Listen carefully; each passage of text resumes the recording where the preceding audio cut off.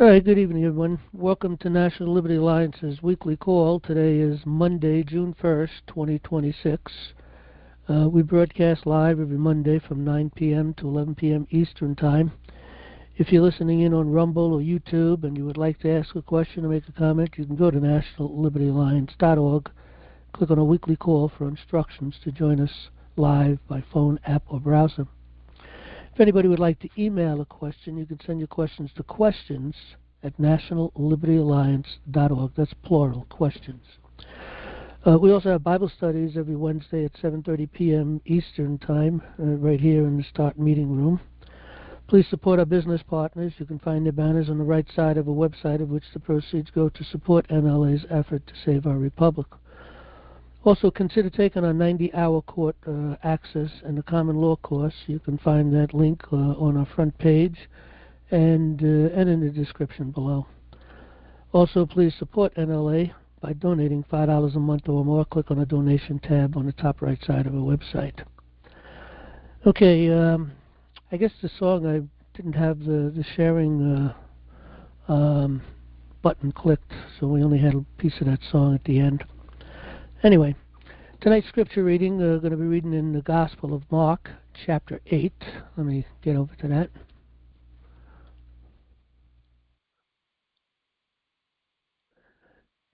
Okay, Gospel of Mark, chapter 8, read by Alexander Scorby.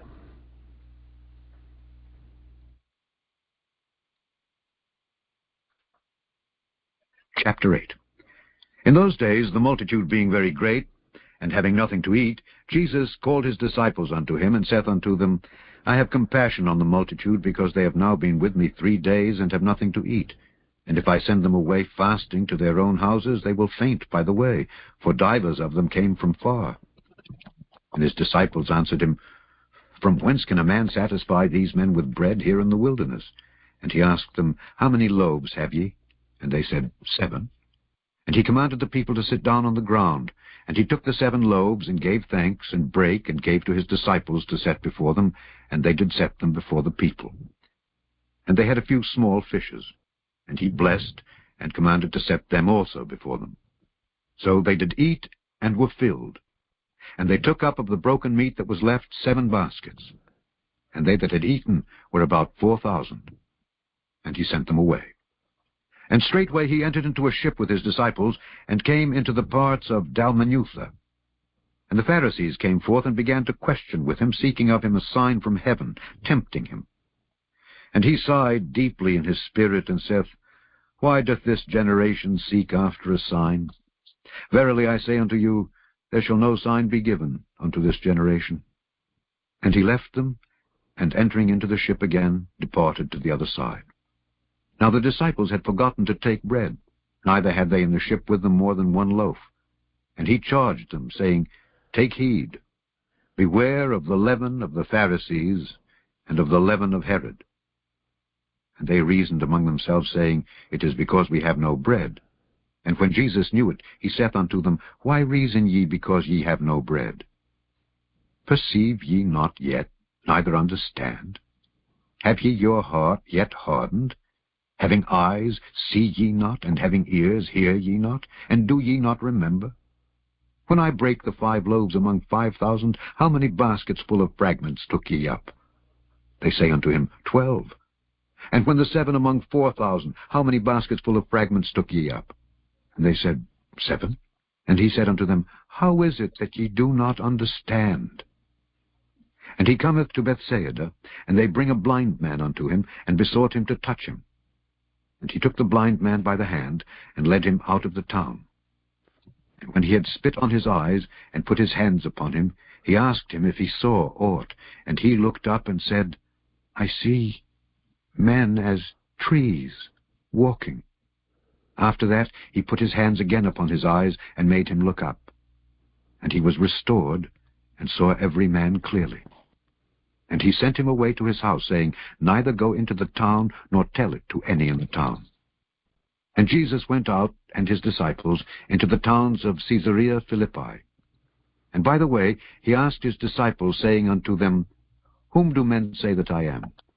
And they answered, John the Baptist, but some say Elias, and others one of the prophets. And he saith unto them, But whom say ye that I am? And Peter answereth and saith unto him, Thou art the Christ. And he charged them that they should tell no man of him. And he began to teach them that the Son of Man must suffer many things, and be rejected of the elders and of the chief priests and scribes, and be killed, and after 3 days rise again. And he spake that saying openly. And Peter took him and began to rebuke him.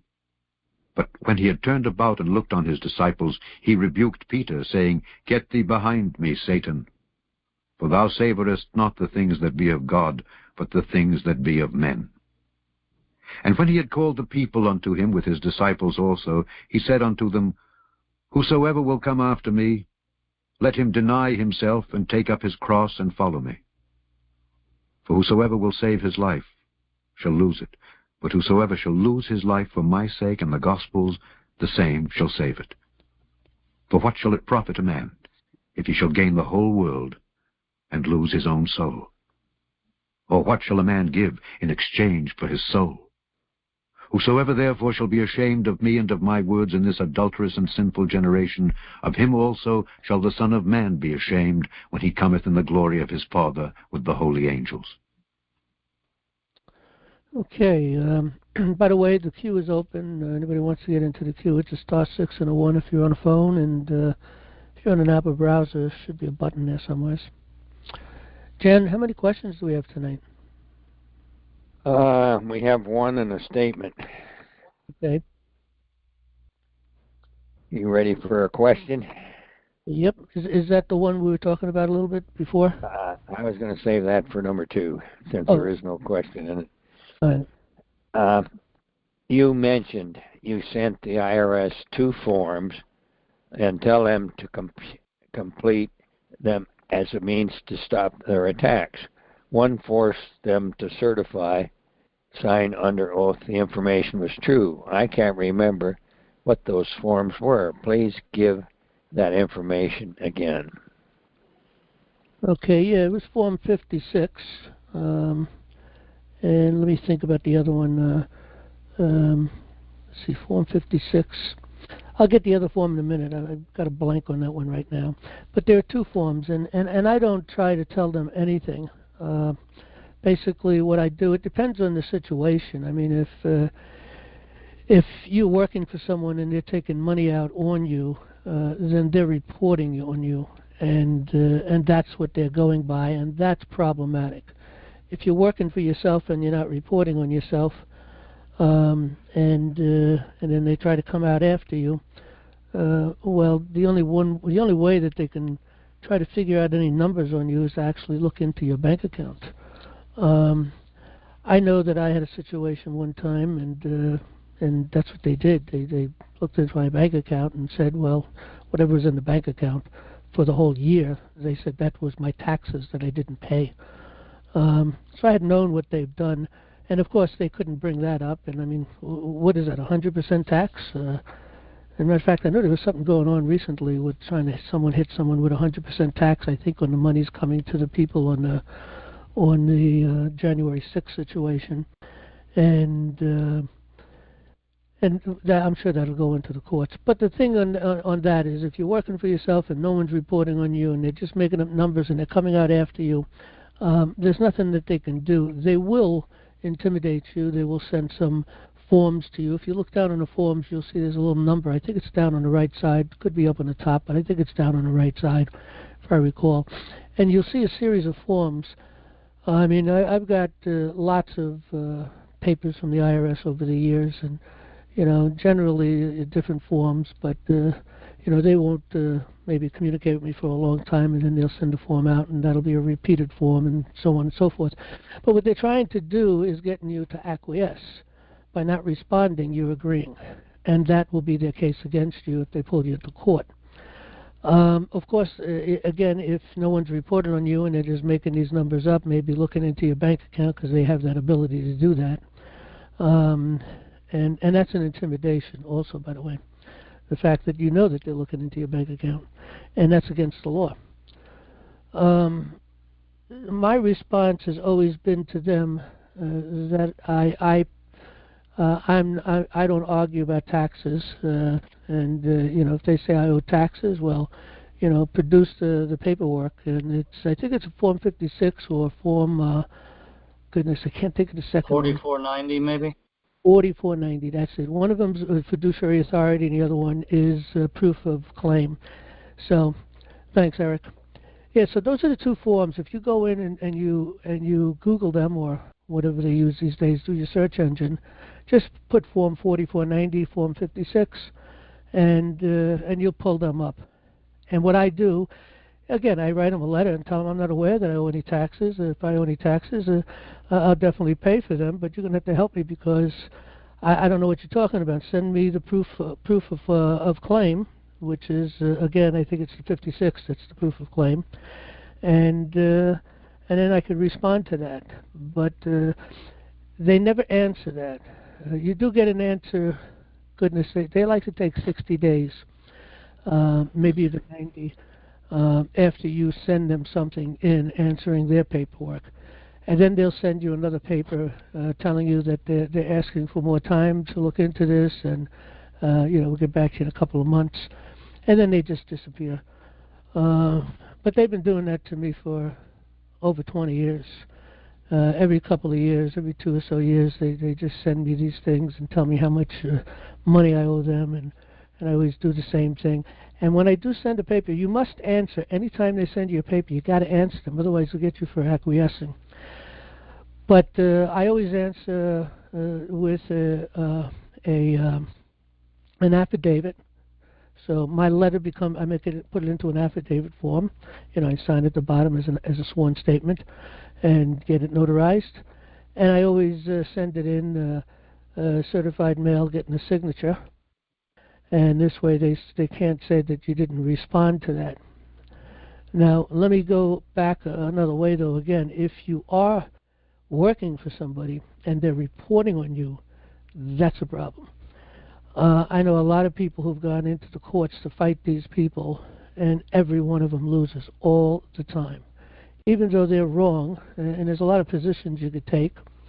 First of all, the court that they take you into is not a court of record. It's not really a federal court. It's a tax court held in the federal building, and a federal court building. And so they have the appearance, it's a facade of a court, and they claim it to be a court of record, but of course it's not a court of record. But again, everybody I know that's gone into that court to make that battle, they lose. But if, again, let me just state this one more time, if no one is reporting on you and they're just trying to capture you and get money out of you, then they have no proof of claim on you, and they can't do anything. And they can't take you into court without a proof of claim. And that proof of claim is a sworn statement, I could think of a lot of positions. I know in the beginning, when I was battling the IRS, I had a lot of different positions and thoughts. But again, they ignore them all. Doesn't matter how righteous your positions are, how strong it is. They just ignore it. They don't care. So, anyway, if that person is here and they want to talk some more about it, they can get into the queue. Okay, let me just take a quick look before we take the next question. Hang on a second. Okay, we do have one person in the queue right now. Anybody else wants to get into the queue, it's *6 and 1 if you're on a phone, and should be a button if you're on a browser. Okay, that second question, I know they're having a problem with, Jan. Yes. Do you want me to read through it? There are no questions in it. It's just a group of statements about deprivation of rights by code enforcement. How long is it? Oh, about a page. Right. Well, these what's he quoting? Supreme Court rulings or codes, or what's he quoting? No. Well, let me start reading it, and you can stop me at any point. This is submitted by a non-member, by the way. Okay, starts out. Having not been provided a valid contract of compelled performance and property requesting several times via certified mailing. Code surveils searching property from public areas with not only electronic devices, cell phones, but zooming in to find possible violations. Claiming someone complained about property but refusing to provide their identification. Using that complaint to initiate an investigation to find violations and charge fines via magistrate. Forcing compliance to register and state. Jan, hold on a second. You mentioned, I missed something there. There's a complaint that's been made. Does he expound on that complaint? What he's talking about with that? Well, the complaint was to initiate an investigation to find violations. There weren't any violations with the complaint, apparently. Well, who does he say who initiated that? No. IRS? It's just a complainer somewhere, a neighbor or a peer person who drive by or whatever. He never says what the complaints are about either. So. But this is not a tax situation, IRS, is it? I don't think so. I think it's like stuff on your property, the way it sounds. Okay. All right. Well, go ahead, continue. We'll see if we can figure something out on this. Okay. And then using that complaint to initiate an investigation to find violations and charge fines via magistrate. Forcing compliance to register and state inspection automobiles on private property. Making claims, again anonymous, regarding possible safety concerns on the property that is posted private, no trespassing. So it sounds like this is things that he has on his property and people are complaining and so on. Then making claims to local magistrate that in turn accepts the controversy without a verified claim or affidavit of probable cause. Magistrate sends documentation stating you must plead guilty or not guilty, or a quality claim, a guilty claim will be entered previous to any hearing and must make a payment to ensure your appearance in court. The claims are always Commonwealth of Pennsylvania versus name, but never proper Christian name. The state is the injured party. Code enforcement of the state brings the claim, and the judge works for the state, decides the fines. I've been to the Jennerstown Municipal Town Council meetings, and they contacted with code enforcement and also made payments to the magistrate. And that's the end of it. Okay. All right. Well, again, I understand. You made the point that it has something to do with his property and something with automobiles, I heard. And I presume that they're uninspected or they're not plated, but they're on his property and they're complaining. You know, I've heard about that before. First of all, what I would do to, get rid of that is buy an automobile cover and throw it over there, or a tarp over the vehicle if it's unregistered or whatever the case may be. And, I should imagine that should deal with that problem. But it sounds like they just want to come out after you because they like to put the violations onto you. They need to make money. That's why they do tickets. I mean, and you're in a court that probably in a traffic court. That's what they like to do that in. At the same time they do traffic court, they'll do those kind of violations. And what you can do is challenge the jurisdiction and see where that goes. I don't know how much experience that person has, if they understand how they can do that, and and what the argument would be, and what you should say and what you shouldn't say, and then you can always move it to a higher court for denial of due process. So you reverse the situation and you sue them for denial of due process. You could take that directly into the federal court, which is the way I usually have done it, but you can go into the state court, and then from the state court they're going to do the same thing. They're going to try to put it back, or maybe try to rule on it. You see, they could have some kind of, they could claim some kind of that they have jurisdiction, some kind of a jurisdiction over you on that, because it's a state court. The federal court can't, because the federal court can only listen to violations, right violations. So, if there's no violation of right, they're not going to take the case. And if you discuss the case, they're going to throw the case out. So anyway, you can move it to federal court. We do have information on that. You can find that under Education Starts Here. I don't know if they're here looking at the desktop, but come down to, let's see, Education Starts Here, come down to Law, and then you come over to Court Forms and Process, which I'm on that page right now. And if you come down a little bit, you'll see how to challenge jurisdiction. And that's where you first start, because they're going to default on that jurisdictional challenge.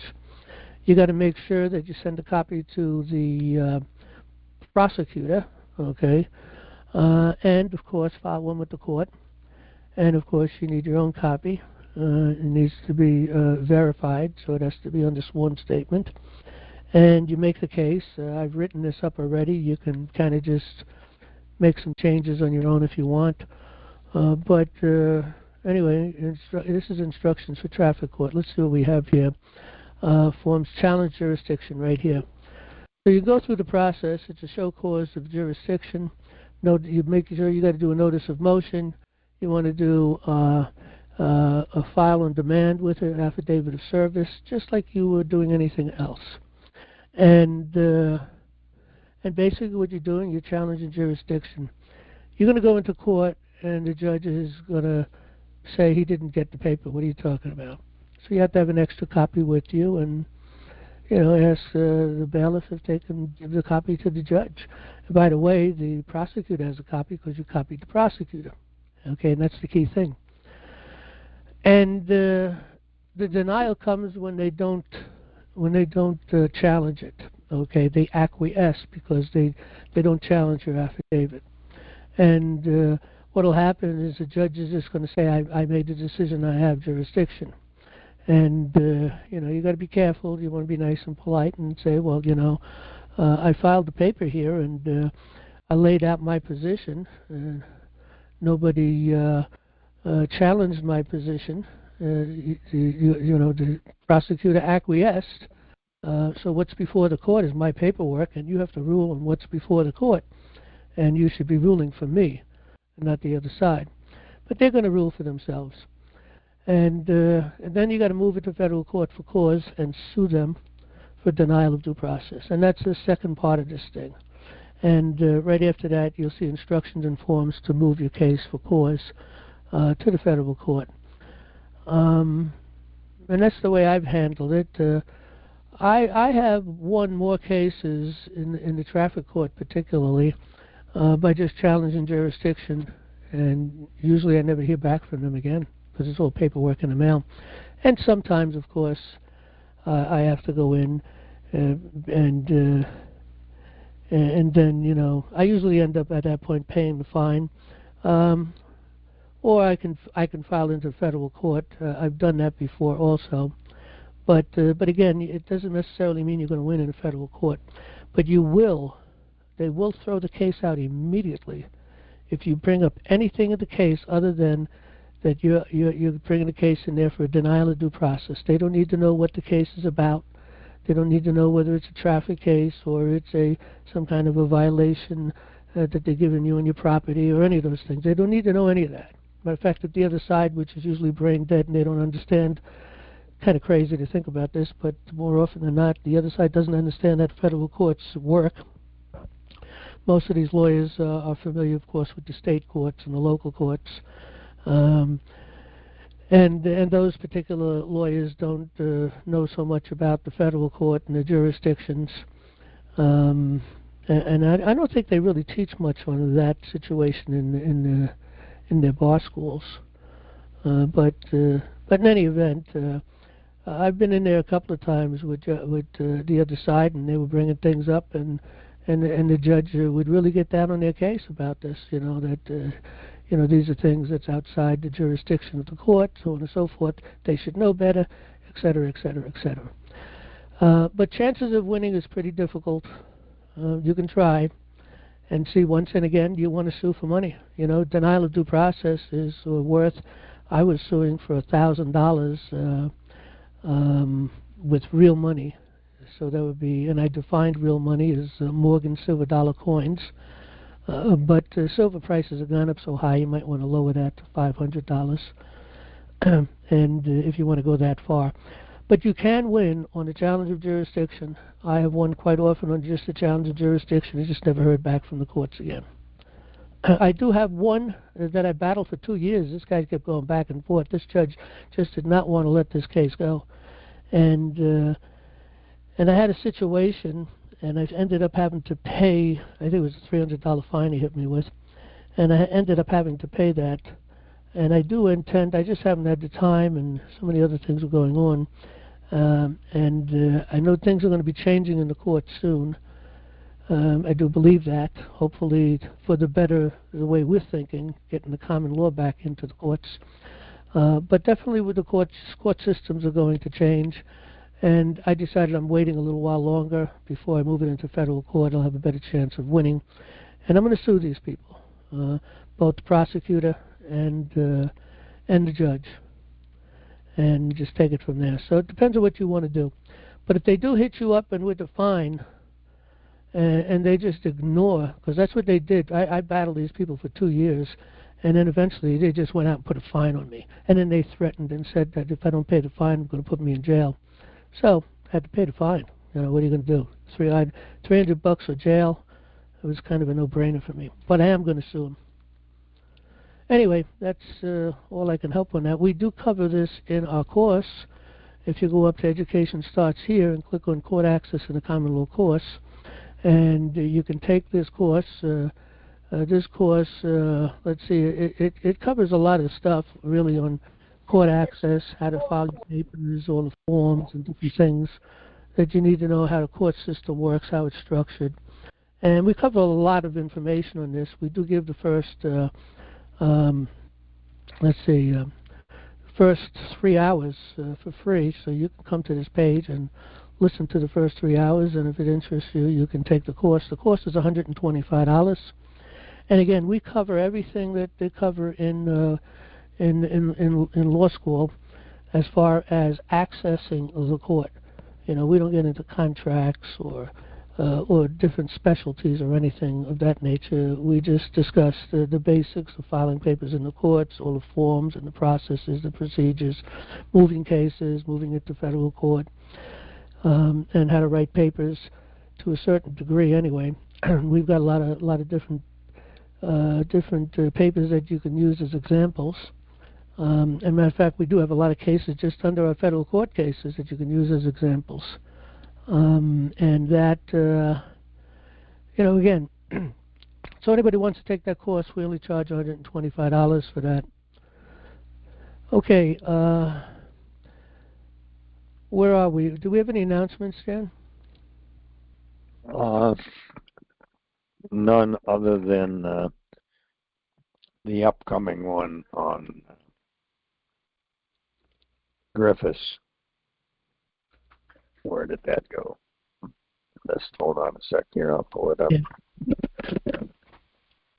The 14th Red Pill Expo is going to be held in Las Vegas, Nevada on July 11th and 12th, 2026.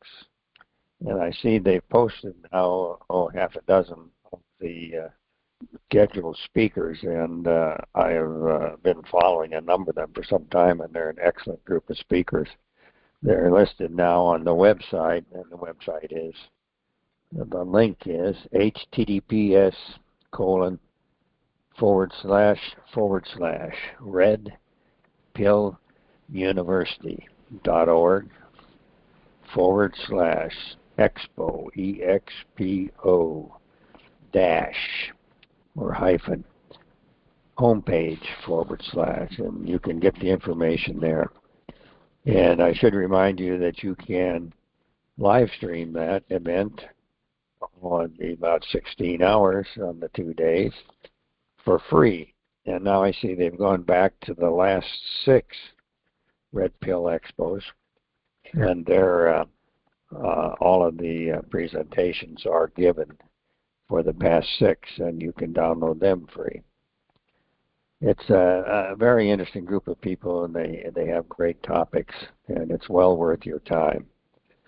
You can also keep live streaming for up to 30 days, so if you can't, catch one or two or three of the presentations, you can always go in later and listen to them. So I would highly recommend that you give it a try, and there's a lot to learn out there. And they're a good group of presenters. And that's about all I have, John. I wanted to make some comments, but I'm going to save them next week about when people send questions and the kind of information we need so that we can track and do the things they need without having to go through about 10 iterations to get started. Okay. A lot of times they don't give you a phone number, or they just give you somebody's first name and you don't know what state they're in, and so on and so forth. And you play detective for about 20 minutes just to get started. I'll make a detailed list for next week. And that's about all I have to say tonight, John. All right, sounds good. All right, I just want to make a note. I just uploaded another book, and I'll probably talk about a little bit about that next week. The title of the book is "Make America a Republic Again," and I'll discuss that. I just, it's not going to be available for about 72 hours up on Amazon, but I just put it up there this morning, and like I said, once it becomes available, I'm going to get that out in the email for anybody who's interested in the book.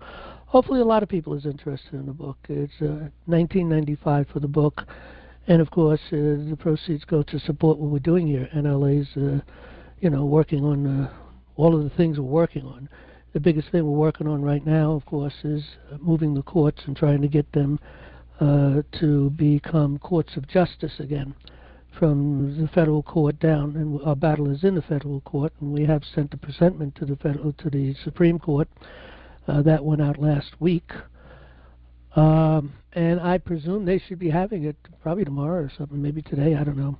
But they should have those copies. We send a copy to Trump and his administration, and I think what I'm going to do once this book is published. Well, like I said, I published it already. I'm just waiting for it to be approved. I think what I may do is I may send a copy, if I have enough money to do this with, and again, anybody wants to give some donations to help us in this, it's helpful. But once I can accumulate enough money to do so, I'm going to buy about 30 or 40 of these books and send it out to the Trump administration. It might be helpful.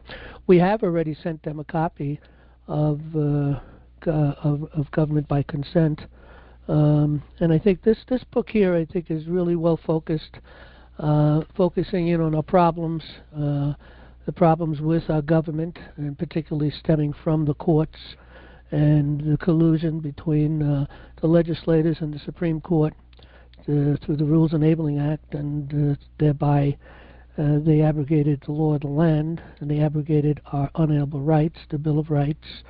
They've abrogated our founding documents. That's what they've done. People who don't go into the courts, have never been in the courts, they may find this hard to believe. They say, come on, Well, if you ever end up in court, you're going to find out you don't have rights no more, and you don't have a court of justice no more, and you'll find out that their rules trump law. Doesn't matter what law you bring up. They'll trump it and throw you out with their rules if you're going up against them.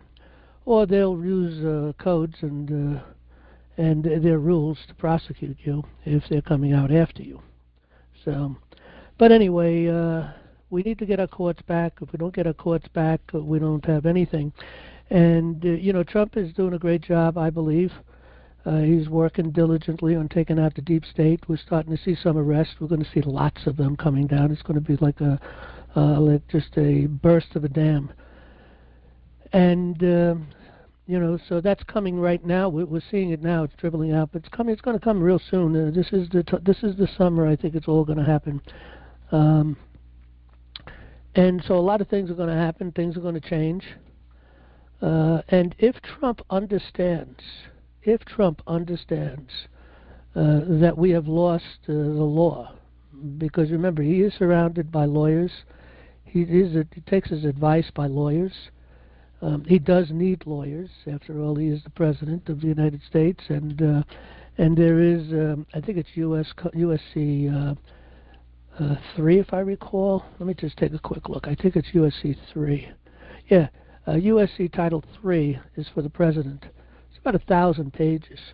And it gives the powers and the authorities of the President. And he needs lawyers that understand that, because that's equity, that's legislative law controlling his office, his powers, his authority as President of the United States. And so he does need lawyers for that. Where the problem comes is for people and individuals, people who are not working for the government, people who are not involved with interstate commercial activities. They use codes against us. They brought us under civil law, and when they bring it up against you a civil law, you can't beat that, and that does not offer due process. An accusation being made is one thing, and to be able to battle that accusation is one thing. But if you violate some code that they claim is law, and they will tell the jury, if you find that he violated that code, you have to find that person guilty. Okay? So therefore there's no due process. It's over. You're guilty because they say so, because they claim you violated that code, or whatever the case may be. You can't win in those courts. In the civil law court, you can't win, particularly on criminal I'm talking about, which is no different than civil courts in the sense that they're using statutes or legislative law in order to prosecute you. But the thing is, I don't know how much Trump understands of that. I don't know how much Trump understands of that we're a republic and we're not a democracy, and there's no such thing as a democratic republic. That's an oxymoron. So that doesn't exist. And our founding fathers were clear that they're concerned of a democracy. And you go into the Constitution, government is to guarantee us all levels of government, from federal all the way down to the town, is to guarantee us a Republican form of government. You won't find the word democracy or democratic or anything anywhere in any of our founding papers. I think it's Federalist Paper 10, where a case is made concerning against the fact that we are not a democracy, and that democracy was considered and looked at. When our founding fathers debated to bring this government together, they looked at everything. They knew that they wouldn't, because they had nothing good to say about a democracy, but they had to consider it, and they talked about it, and everything was negative. They wanted no part of it. It's nothing but a destructive type of government. Always ends up destroying itself. It ends up in an oligarchy, which gets you right back to, dictatorship or a king or whatever you want to call it, a monarchy type thing. So, but we go into the Constitution. They are to guarantee us a Republican form of government. So, if Trump puts everything together, and even if he does give us and understand this, and we get a Republican form of government, which means we get back our courts of record, which is courts under natural law, and not under civil law, not under legislative law. Well, the problem is people can't keep it, because if the people expect to be ignorant and free, they expect what never was and never will be. And therein is the main reason I wrote this book. And I've said this in many different ways on our website with papers. We've filed papers in the courts. We've done memorandums and essays and a lot of information on the website and in the books and so on and so forth. But this particular book is drawn in such a way as to lay out the assault upon the people by our government, and how they've destroyed our republic, and how we need to save this republic, and how we can save this republic. And that requires a little bit of time. It requires a little bit of an education. And if people are too lazy and not willing to get themselves educated and to get themselves informed, then they're not interested in saving this republic, and they don't care about their liberties, because they're just going to take more and more liberty away from us. And let me tell you, it's going to get a lot worse. With AI here, oh boy, is it going to get worse. I mean, you get tickets out there. They put cameras in the streets, and you drive by. They snapshot you and speeding or passing a light or something, and they mail you a ticket, and they got your picture, and they know exactly who you are, who's driving, because AI does a facial thing. But they also know the car, the registration of the car, and so on and so forth. But that's just the beginning. That's just the tip of an iceberg of what these people can do and will do, unless we can stop them. And because they're all about money. And anybody paying attention to all the fraud that's going on out there, all the problems, it's all about money. Follow the money trail. Billions and billions, and potentially it's going to be trillions and trillions of dollars that they've been stealing from us. And that doesn't even take into consideration of the court system of what they've been, ripping the people off from. Because everybody goes in to the courts, whether it be a traffic court or this infraction or that infraction, they didn't like what your property looks like, or, they didn't like the color of your house, whatever the case may be, and they fine you. Your fence is a little too high. They want it 4 foot. You want to put a 6 or a 7 or an 8 foot fence there so you have privacy. Well, you can't have that in most towns. And I've been in battles with those things. And it's only going to get worse. AI is going to make it worse, because they can get a lot more violations. So if we can't win back our courts, we're done. And if Trump wins it back for us, with our help, of course, because we did a presentment, we laid the case out. We've filed it with the President of the United States and his entire administration. We served it on the United States Supreme Court, and we made it clear. It's a slam dunk. They can't argue. They can't debate what we've said there. They can't defend themselves. And so, if the people rise up, enough people to get behind this, we can force it through that way, because there's a lot going on these days. And I do believe the administration will be behind us. But even without the critical mass, which is the main way I think we need to go. But if Trump pushes it through and understands this and pushes it through in the courts and gets it through and gets our courts of record back, well then fine, he wins it for us. And then we can go into the federal court and win. The problem is we're not going to have it very long, because I'm going to circle right back to what I said a little while ago. If the people expect to be ignorant and free, they expect what never was and never will be. We will lose it, because we can't keep it. That's why Benjamin Franklin, when he was asked by someone, what kind of government do we have? And he said, a republic, if you can keep it. Because apparently we couldn't keep it. We lost it very quickly. We've been a democracy for goodness. I don't know how long we've been called a democracy, but of course this goes all the way back to the Federalist Papers and the arguments and the debates. The Democratic Party, the Federalist Party was the first party which morphed into the Democratic Party, and the Democratic Party was the first party. I know there was other parties, Whigs and different things of that nature. I don't know too much about those things, but there were other little political parties. But then of course, the Republican Party surfaced 1 year, I believe it was, before Lincoln became president, and he became a Republican. And their main focus was to end slavery in America. And it's unfortunate that many of the black people think that the Democratic Party is the party that is going to free them. But they've kept them really on the plantation, so to speak. They still haven't done anything good for the black people. It's the Republicans that have done a lot of good things, and you could see that through the workings what Trump is doing. He doesn't look at black or white or anything. None of us should. But anyway, they've been calling us a democracy for a long time. And if you ask anybody in America what they think our government is, what kind of government do we have, I'll bet you probably more than 99 out of 100, probably more than that. People will say, we're a democracy, of course. And that's ignorance, and we'll never get our nation back as long as people have that ignorance in them. They don't know and understand. Okay, I just want to make a quick note about our course for people who might be interested in taking it. And of course, the proceeds of this court goes and supports what we're doing. So, I mean, our course is only $125.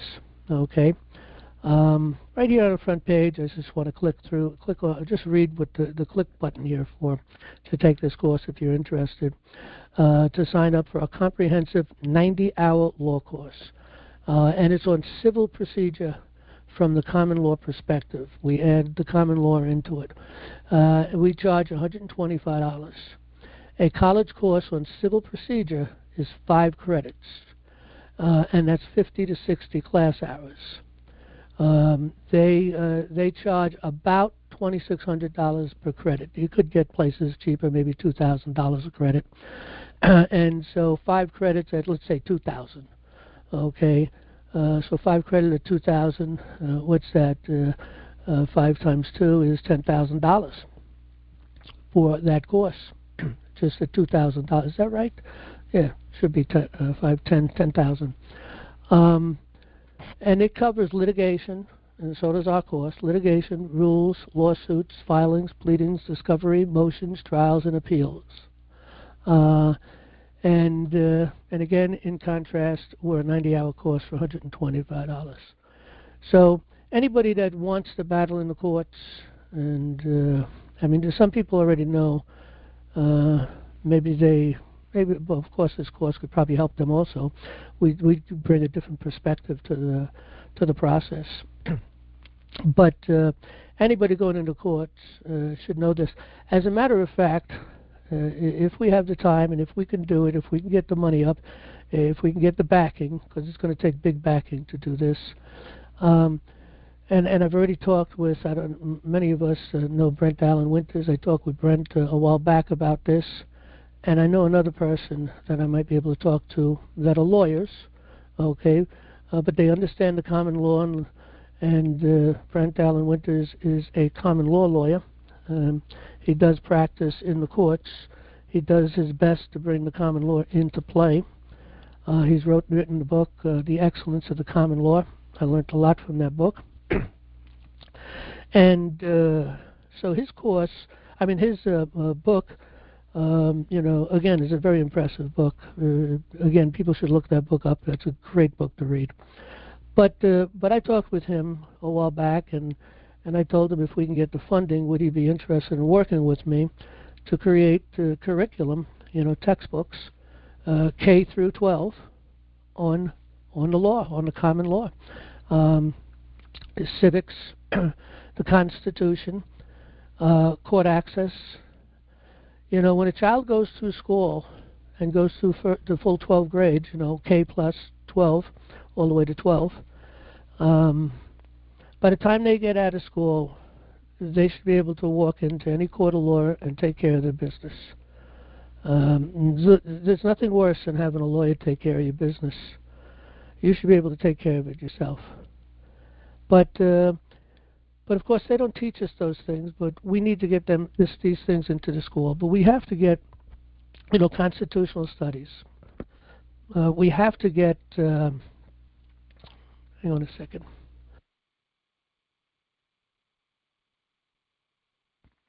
Yeah, we have to get civics in our schools. Our children need to know who we are as a people, where our nation comes from, what the law is. Our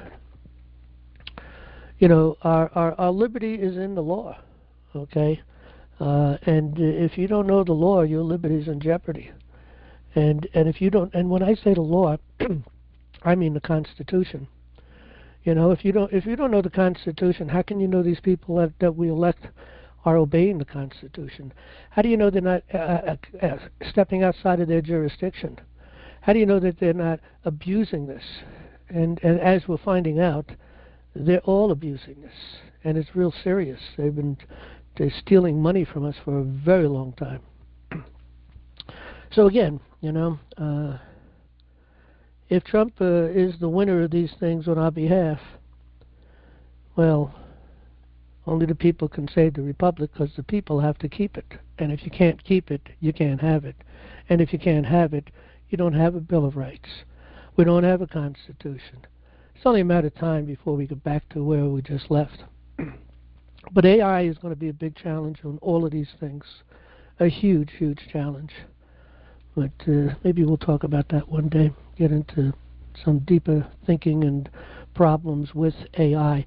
AI could be really great. I've been using AI because it's there, and I took advantage of it. And, you know, all of my research I've done, you know, through books and through the internet and searching things out and, you know, going here and there. But with AI, boy, you can gather a lot of information and pull it together real quick and do some great research and a lot more research a lot quicker with AI if you know the right questions, what to ask and how to ask. The big problem with AI, though, is you will always get the status quo. If you're going to talk about drugs as far as, you know, pharmaceutical drugs versus vitamins and versus alternative, you know, things other than, you know, the junk that they give you, the drugs that they give you, AI is going to give you the status quo answers. And, you know, AI will make the statement that there is no cure for cancer, when in fact there's at least 4 or 5 cures for cancer out there. Same thing with the law. They're not going to give you the common law. They're going to tell you the common law is because this is what AI has been, this is what they dig up, okay? And anything that comes off outside of the process of, for instance, the law that these lawyers put out there is considered fringe.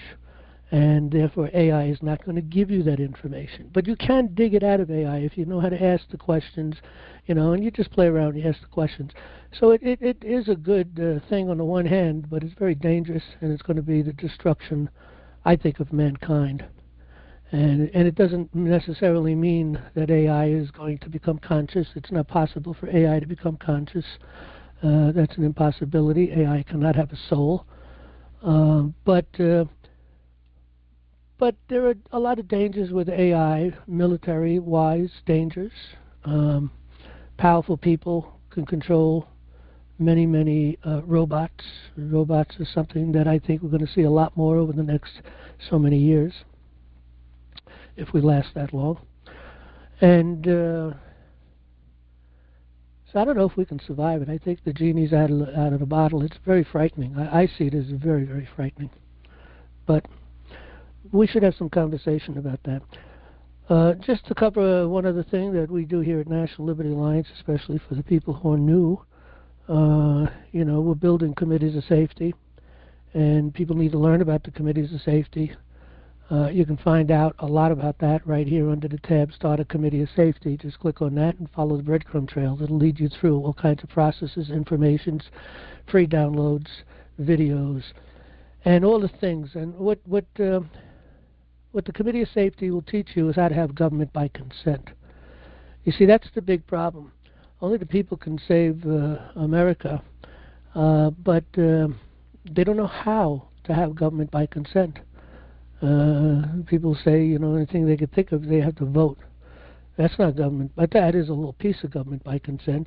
But the controlling of the political process, that's government by consent. The controlling these individuals that are in office and casting them out when they're not obedient to the law of the land, that's government by consent. To get involved with the grand jury, either as an administrator to really bring the juries and out and give them an orientation and make them free and independent juries, each and every one of them, whether it's a grand jury or a trial jury, that's government by consent. To sit on a trial jury totally free in your own mind, in your own heart, following the rules written in your heart to execute and exercise what you think is the right thing as a grand jurist or as a petit jurist, okay, that's government by consent. If the judge tells you that you have to rule in a certain way, if they broke this code or this law, well, that's a denial of due process. To the individual that's coming up for trial. And that's jury tampering. You can't, the whole thing about the jury system is to really respond to what you see from the heart and as you see of what is right and what is wrong and what you think. And once they buckle you down to something that forces you against your own conscience, that's not government by consent. So there's a lot to government by consent. There's a lot of powers. We, the people, can control this country if we had committees of safety of maybe 50 to 100 people in every county executing and exercising their unalienable right of government by consent. We would take 100% control of our government. 100%. If we execute and exercise the laws of the land and exercise our rights as a free and independent people. We, the people, are the lawmakers. We, the people, are the sovereign. They are not. We give them powers to do different things, and we give them jurisdictions to execute those powers.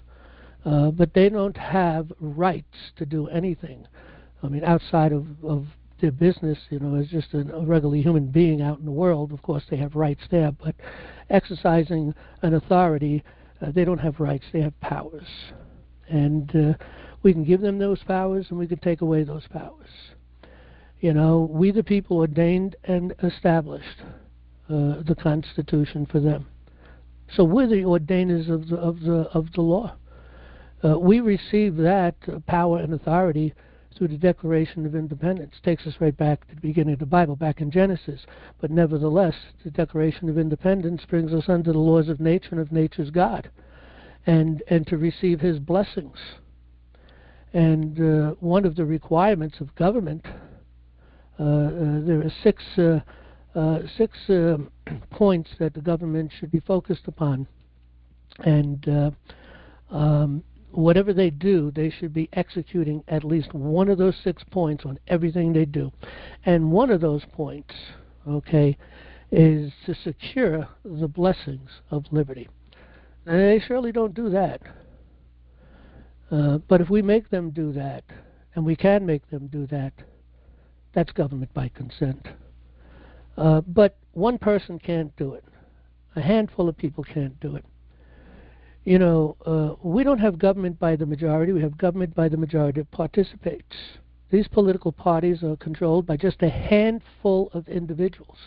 And that's why it took so long to be able to take it away from these people. Trump was able to do that. He's a unique individual. And he's continuing to do that. But, again, these powers that these people have taken, we have, just by, controlling the majority that participates. For instance, for those who don't know, every county in the United States, 3,134 counties, every county is controlled by 4 to 5 people. Those counties in states, for instance, New York State has 62 counties. So 62 times 4, you could do the math, that's so many people that come up. Well, all those people are controlled by 4 to 5 individuals on a state level. And that's true in every state. And then there's a small group of people on the federal level that control the whole political party. And that's true with the Republican Party, the Democrat Party, and any other party you got out there. Doesn't matter. They all operate the same way. They operate under a situation called the Committeeman process. And the true Committeeman process was the Committees of Safety. Anybody who joins the Committee of Safety, you're a Committeeman. They were referred to as that. Our founding fathers referred to themselves as Committeemen when they came together to unite and to bring forward the Declaration of Independence and to execute the Continental Congress on 2 different occasions and to execute the debates and the war, the Declaration of Independence and the war, and to run that war. That was run by the Committees of Safety. And they chose individuals and created a form of government, but they were controlled by the Committee of Safety. Every all of the well, they didn't have counties back then. Well, I think they did have counties, but I don't know how much they were broken up into. But each one of the new states coming in, of course, was run through a committee of safety. And when this nation came together and produced the founding documents, the foundation of our founding documents is the Declaration of Independence, and the Constitution, of course, is the law, the framework of the law that we ordained and established, and the Bill of Rights is the capstone. And those three documents were brought together by the Committees of Safety. So our founding fathers put us together as the Committees of Safety. Then they controlled this government through Committees of Safety. But then that was hijacked as time went on. The minions of the New World Order, the lawyers working to put statutes everywhere, control education eventually, control everything, but to control the committeemen, to control the party bosses, to create the party boss system. George Washington spoke about this early on in his farewell address and warned us that this is the problem we're facing today. That was back in the turn of the century back there. But again, today, if we could get about 100 people, I think that's the ideal number, and that number would grow in leaps and bounds once we train our children a proper education and teach them that they have a duty to return back to their country, because they're born in a country that has where people have liberty. We have a unique type of government. Although it's been robbed from us, we're trying to get it back, and we will get it back. The question is, can the people keep it? That's the problem. But if you have 100 people and you multiply that by 3,134, well, just 100 counties, 3,100 counties, okay? That's 310,000 people. And I think we have something like 340 million people, the population. Maybe someone could look that up, 350, 360 million people, I don't know. But we only need 310,000 people, because we don't have government by the majority. We have government by the majority that participates. And I do believe proper training of our children and of ourselves will get people involved on the committees of safety within their county, and that 100 people would be just the beginning of things. I do believe that would really, with a proper education in our schools and for ourselves, that would build up quite quickly. And I think it would be nothing to think about your committee of safety having maybe 1,000 people, depending, of course, of the population of your counties and so on and so forth. I think that's no problem, no problem. If it's properly educated, if the children are properly educated and we are properly educated. And again, therein is the book that I just wrote, and I just published this morning, and I'll be sharing that over the email this week sometime once it actually is available. And I think we'll talk about it a little bit next week. Okay, with that, let's see if we can take some questions here. Let me see who we got. We got a few people in the queue. We'll take our first caller. Is someone calling 361, a wireless caller? Maybe you can give us your first name and your state. You got the mic.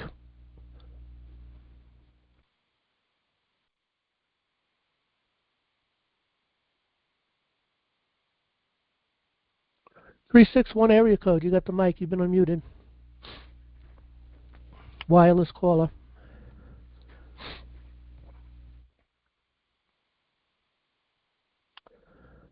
One more call for area code 381? No, 361.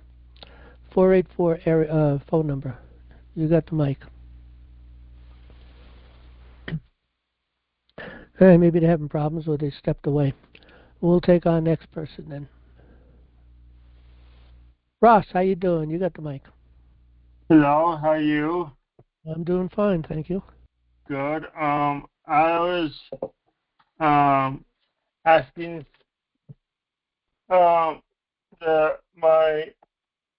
as you said, you using AI. I asked a size question about what's the distinction between lawful and legal? They are two different things. It's not the same thing.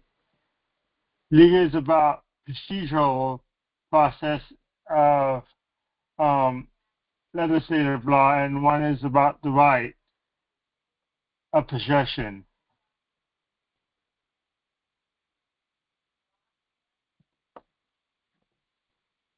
I'm not sure I understood. Were you asking a question, Ross, or making a statement? I didn't understand. I know you're talking about AI. Maybe you can try to tell us again. Give us some different I words. said I asked AI about what's the difference between the lawful and legal, Oh, and well, they said, okay. Yep. and legal is about your rights, and the other one is just administrative procedure for the legal side, Mm-hmm. and that's like legislation gives legal authority to the administrative side of the government to enforce the law. Well, that's a very interesting point. I've always seen it not really meaning too much difference between the two, but maybe I should look a little deeper into that. But, if something is lawful, it's lawful. And if it's legal to do something, then that's lawful to do it. But AI gave you two different positions then, huh? Or maybe Yeah. it's the way the word is used. Maybe that may be the thing. And Yes, that's how I word my question, and that's how they used it. If you were talking about land, lawful ownership of land to illegal uh, uh, ownership of land is two different things. It's not the same thing. Well, there is a game that they play with land, of course, because nobody really owns their own land. Nobody owns their home because if you don't pay the tax man every month, they're going to take it away from you. So therefore, you don't own your home and you don't own your land. Um, that's something that's going to be done away with soon. There's talk going on right now about that. A little bit here or there is leaking out, but that's going to be corrected, and it has to, because this is something that's only been around for about 120 years or so, 125 years roughly, that tax on land, and then of course income tax came after that.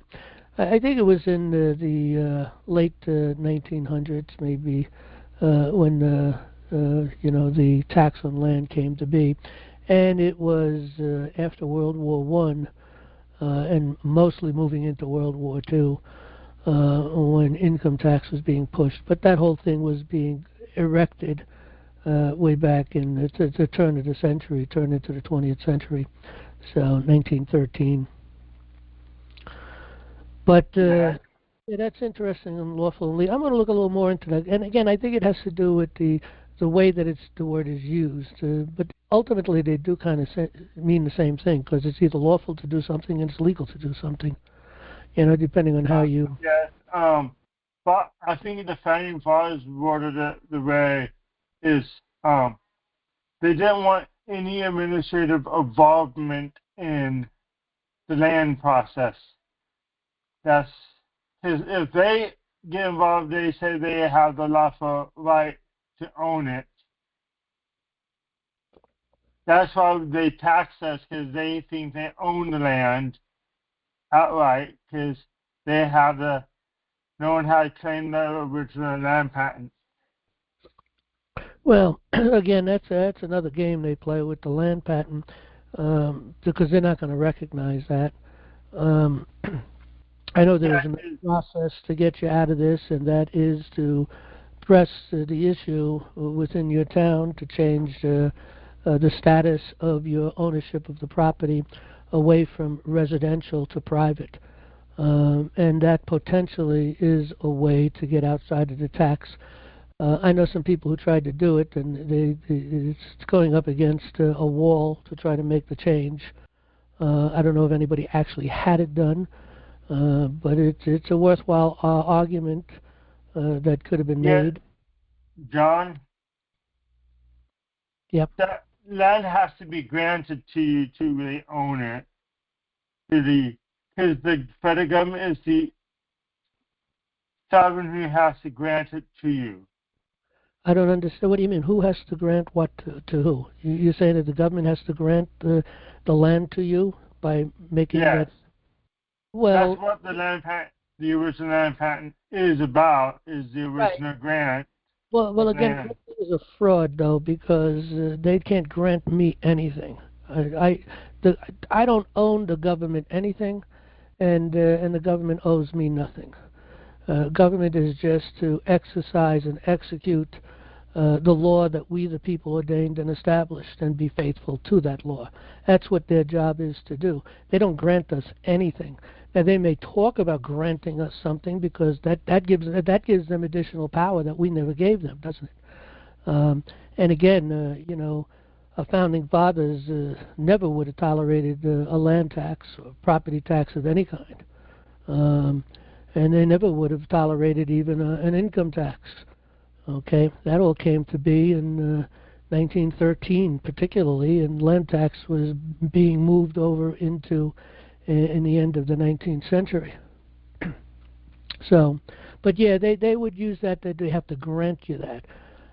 No, you can use the law to force them to change your property to a instead of being a residential to be private. See, that's what they said when I was talking about the land patent. They said you have to go to the court to force the ministerial and to recognize that. Well, I agree with that. As a lawful. That is the point. Whether you're going to be successful in that is another story again, because yes, because the attorneys are in control of the court. That's why. And the attorneys are in like the civil law process, because that gives them, in their minds, control over us. Well, that's what it's all about, to control us so that they can make more money from us, because that's all it's about. It's amazing that the governor of California has gotten away with what he's gotten away with. It's just unbelievable the amount of money that he has taken in from federal government and used it, misappropriated it, and probably stuffed a lot into a lot of people's pockets, like that rail to nowhere, the train to nowhere. That they put billions of dollars into.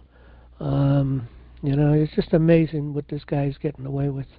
What's going on? The Democratic Party allows him to get rid of it because the Democratic Party likes big government. Absolutely. Well, we have also set the problem. Some Republicans like big government too. Of course. Well, again, you got Republicans that are just spies for the Democratic Party. They're called rhinos, the Republican in name only. But we have an opportunity here. We really have a great opportunity if we can come together and get educated together. And if we can get, if Trump and his administration is properly educated and they understand certain things concerning the natural law, we have an opportunity to get rid of political parties. I've written a paper on this, and I may do just a presentment for the president just on that one thing. Political parties have got to go. No republic can survive a political parties. Again, all of our founding fathers spoke about this, and the most boisterous one seems to have been George Washington. He said he had a lot to say about this. And that this is what's going to destroy America if we don't get rid of, he called them factions, which is the first political party was the Federalists. And then, of course, you had the Anti-Federalists. Not that they were called Anti-Federalists back then, and not that necessarily during the process of time that they called themselves Federalists, but after the process of the debates and everything, they did take on the name of Federalists, and they tried to impress the other side, those who were against them, as Anti-Federalists. and they tried to put that name on Madison. They tried to put that onto Jefferson, and when Jefferson became president, he said, "We are all Federalists. We are all Republicans." Didn't say we're all Democrats, though. Now, the Democratic Party didn't start until I think around 1918, something like something. No, not 1818. I mean, not long after Jefferson's presidency, the Democratic Party rose its ugly head. But we have an opportunity now because the Democratic Party has fallen apart, and I think we're going to really see that in this coming election. And that being said, we have an opportunity to get rid of. Yeah, I think that also why we see the Democratic Party falling apart is because they didn't like the ruling the Supreme Court about redistricting process. Right. That's why they are falling apart, because they want. Look at that. That really disturbs me. This redistricting. You know, look at basically things should be broken up by counties.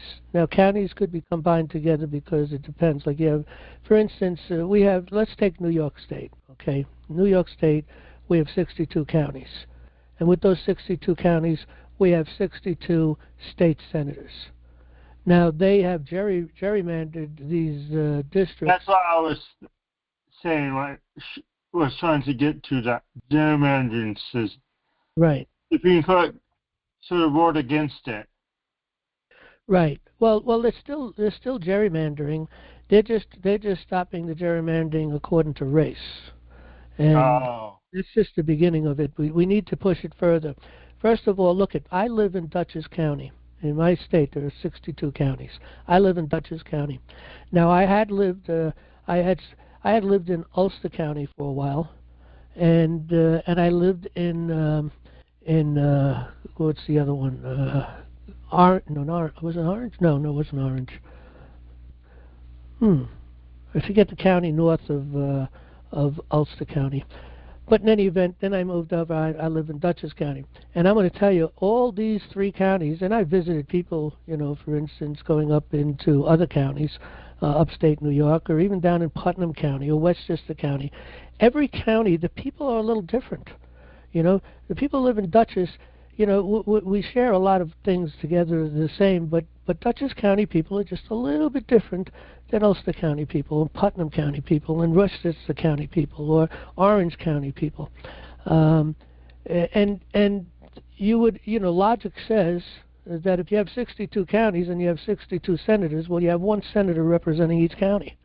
Then you have the assembly districts, okay? And the assembly districts here in New York is 150 assemblymen. Okay, now that might bring some pieces of counties together to make that work because we have 62 counties, and if you have if you have 100, what did I? Let me think.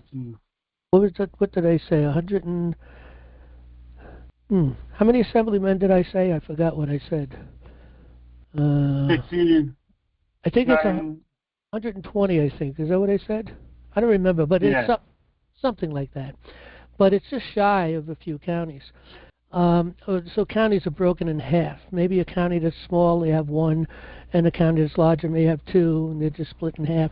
I don't know how they work that out, but I mean, I could look into the assembly districts, and they looked pretty orderly to some degree, but there's gerrymandering going on in that too. Again, the gerrymandering was working towards trying to get enough Democrats and minimize the Republicans because they were the ones that were really pushing a lot of this, but the Republicans were doing it too. But here's the thing. I have talked to a lot of people about getting rid of parties. People really believe we have to have two parties. We have to have them because they were trained to believe that. Why do we have to have that? You know, when we have parties, you have party leaders. And when you have party leaders, then they have party decisions. And everybody follows the party, and the people is left out of this. But if you are going to, you know, to the, for instance, if it's a state representative or a federal representative, and you're representing your area, you'd be representing the people and not the party. But they don't represent the people, they represent the party. And therein is the problem. And this is the problem that we have, and this is the problem George Washington brought up, that party boss would take control of the whole thing, and they would control everything, and that's exactly what they're doing. You know, when people are saying they say they want the particular person to represent them, but they contradict themselves, saying they want representatives representing them directly without a political party, so they want political parties instead of getting rid of them. Yeah, I didn't get that end part. Instead of what? Getting rid of them? No, I said the people can't contradict themselves. They say they want elected officials to represent them, but they don't want to get rid of political parties. Right, and that's sort of like, yeah, they're against themselves. Yeah, absolutely, I agree with that. And therein is the problem, because they're not taking care of the business of the people. You know, if there were no parties, then we would send representatives to the federal government, whatever it would be, legislators, or we'd send them to the state legislators. Okay, they'd be our representatives of the people, let's say, in my case, of Dutchess County. And they're going to represent the people of Dutchess County and what their desires are, and what the needs are, and take care of the business of the people. That's not happening. And the only reason that that's not happening is because of political parties. And like an individual who wants to submit a petition to Congress as an individual, not through the political party, directly to the Congress itself, they're being ignored. Mm-hmm. They only want to be a party petition to be heard. I missed that. A party petition, what? Okay. If a group of citizens, as the people, petition Congress, go outside of the political party system, they be ignored. Right, exactly, and that's what's happening. You know, Tulsi is a great example of that. You know, I listened to her story that when she first came into Congress, and the way that she was treated, and the things that was going on, she was just totally amazed by what was going on.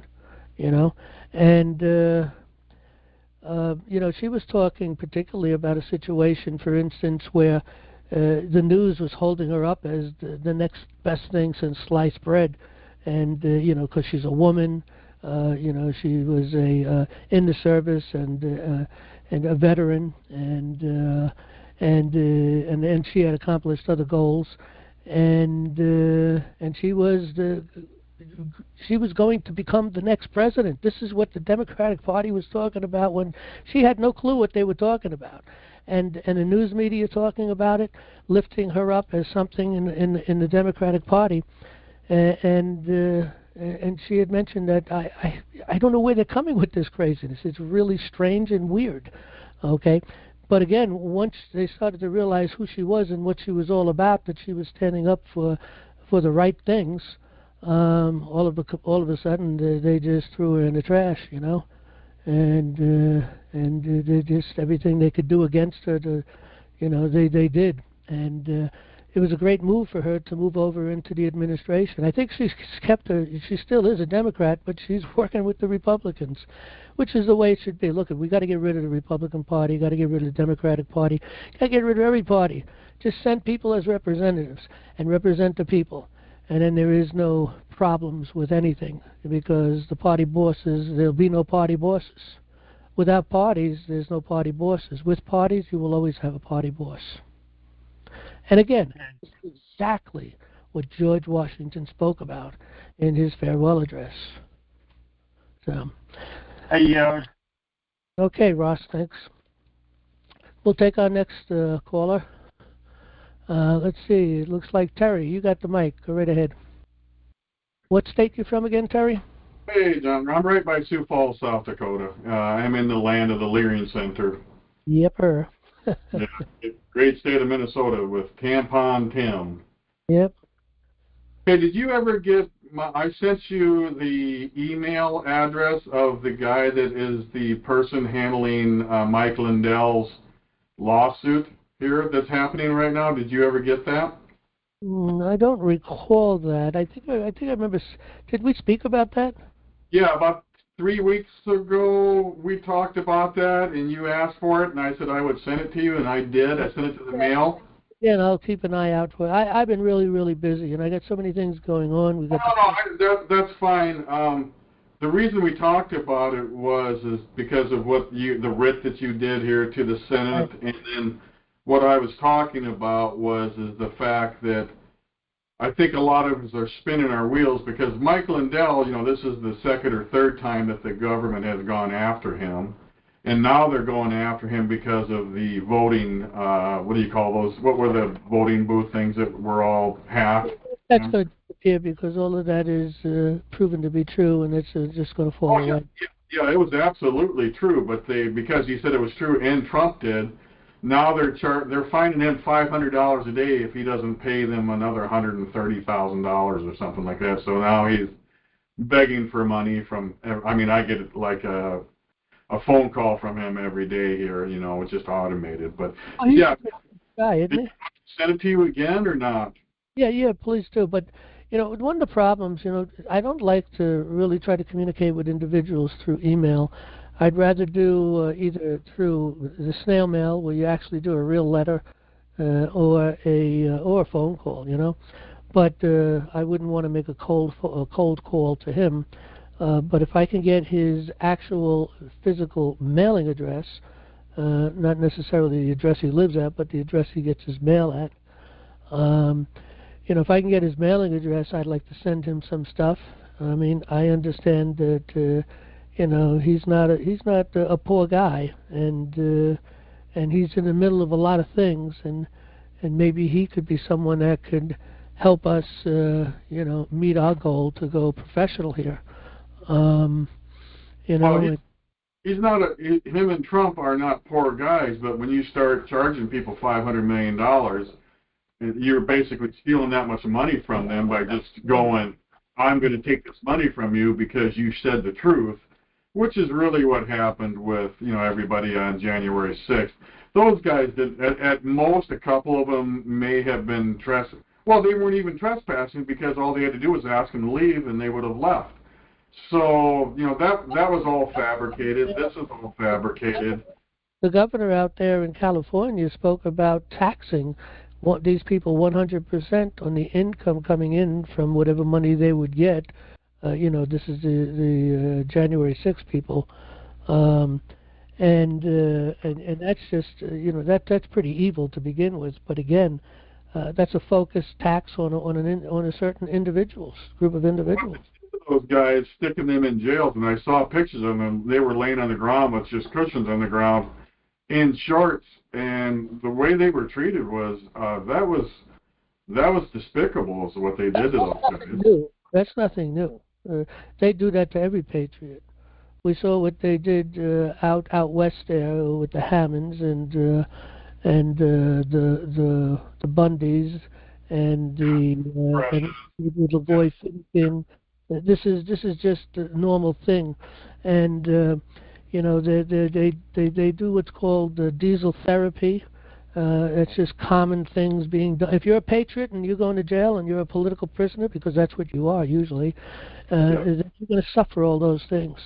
They chain you to the floor and you can barely reach the toilet. They don't give you a blanket. They put you in solitary confinement. These people are just evil, pure evil. God's going with them. I make sure I don't put words in your mouth, so if I do, just let me know. From what I was listening to you, you said that we the people write laws. Am I putting words in your mouth? Is that what you meant? That's exactly what I said. We are the lawmakers. Okay. So which laws did we make, and are you saying those laws that we make are not what our employees make? And then secondly, are you saying those are the laws that are in the Constitution?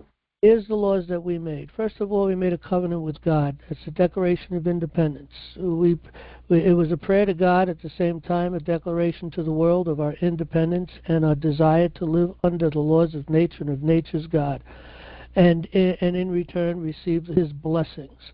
And that's who we are as a people. Blessed is the nation, the Bible tells us, blessed is the nation whose God is the Lord. Okay? And that's who we are as a people. Our first order of business after we wrote the Declaration of Independence. Now remember, it was Thomas Jefferson that penned that paper, but it was on behalf of all of us. Okay? And then we have what's the Declaration of Independence. And we have the Constitution. And that Constitution rests on the foundation of law, which is the Declaration of Independence. And what does the preamble say? We, the people, ordained and established this Constitution for the United States of America. We wrote the Constitution. We made the law. We gave them powers. We gave the legislators 18 powers. We gave the court certain powers. We gave the president certain powers. Okay, we wrote the Constitution. We allowed them to write legislation to expand on the powers and the authorities of the different government agencies, which of course includes the President of the United States also. It includes the Congress. It includes the United States Supreme Court. It includes every federal agency.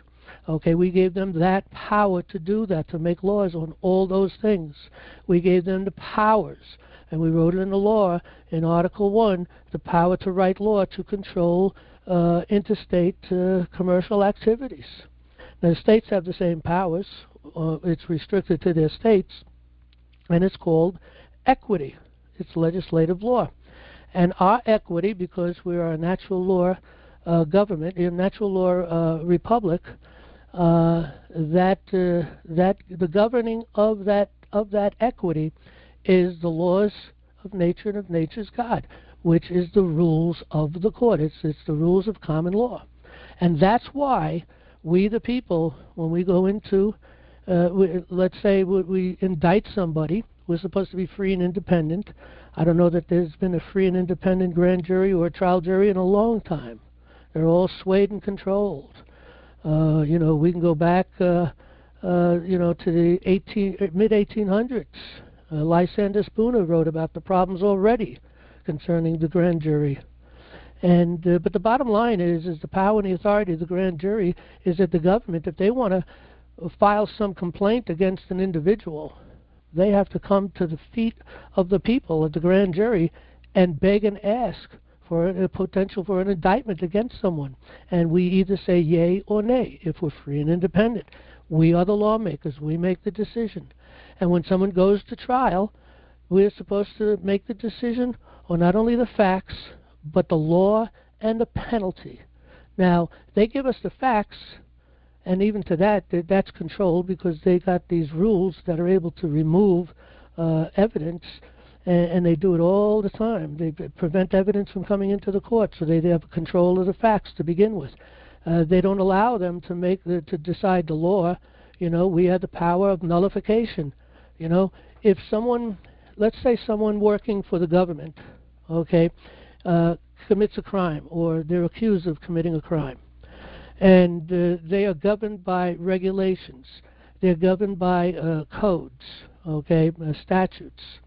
And so when they go to court, if it's not a criminal case, they go before a judge, a one-person judge. They can appeal that. And they got 2 appellate systems going up, Now, if it becomes a criminal offense against that individual, then that has to move into a court of law, which is a court of record where the people decide. Because any criminal act has to be decided by the people, not by an individual judge. No, it's by the people. The people are the masters.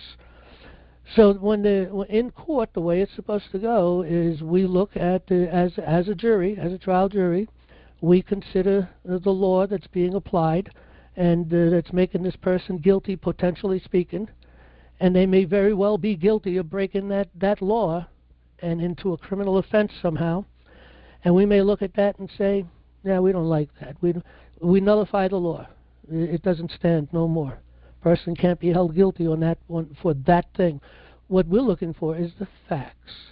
But at the other side of the things, we could look at a statute that's being applied upon an individual and say, well, yeah, they agreed to this, and they're supposed to be operating under those rules. We will stand on that statute and hold that against them. But some statutes are just horrible. They're terrible, and they could be nullified by the people. So the people are supposed to, first of all, decide the facts of the case, then the law of the case. And at the end of the day, they have to decide what the penalty is, with an eye on restitution, ultimately. The government, they want to just put everyone in jail. That's all they want to do. That's not the way common law works. Common law is towards restitution. You get an evil person, shoot somebody or something like that, well, I think jail is called for that person. But most crimes are not violent crimes, and there are other things that could be done, But again, we are the lawmakers. We make the final decisions. And the United States Supreme Court says that once the jury speaks, that it is just as more powerful, it's just as powerful and even more powerful than we have spoken, meaning the United States Supreme Court. And that the United States Supreme Court cannot overturn the decision of a trial jury. Okay? Nor can any court system deny or throw out an indictment. It can't happen. The people have spoken. You see, we are the sovereigns. That's the way this system was created. But people don't know that.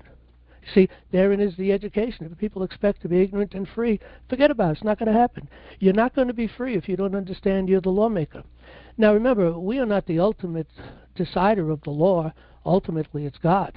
You see, the king of the court is Jesus Christ. We're a Christian nation. We're founded on the Bible. And so the king of the court, who tells us in his word that he wrote the laws on the hearts of all men. We know when a wrongdoing has been done. We know because we live in the same world. There's the person that's being accused. Okay, so we're a peer to the individuals being brought before us. But there are 12 individuals, 12 witnesses, just like 12 disciples, 12 witnesses, to take a look at the case and make the decision to decide innocence or guilt. Okay, and we are to work off the heart. We know God wrote in the heart, the laws in the heart. Thou shalt not kill, thou shalt not steal, and so on. So we already know those things are wrong. We don't need any kind of statute to tell us that those things are wrong. We don't need statutes to tell us anything. Statutes are to govern individuals who are working for the government or working in commercial activities on an interstate level. We want them to control them. We want them to control the truckers.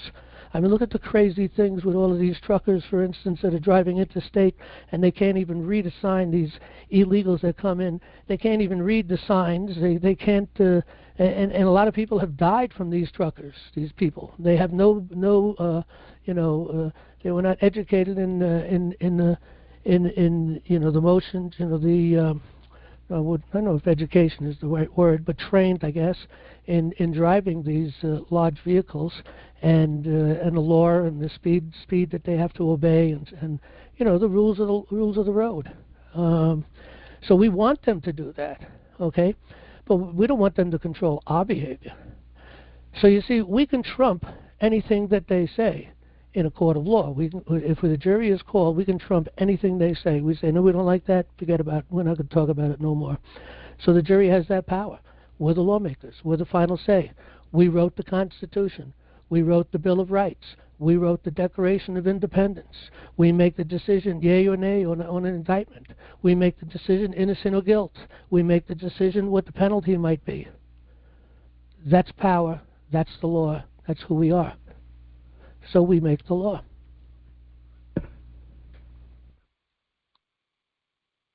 But God wrote it in our hearts. Remember that. Confused. So you're saying there's laws in the Constitution, there's natural law, and then there's their laws.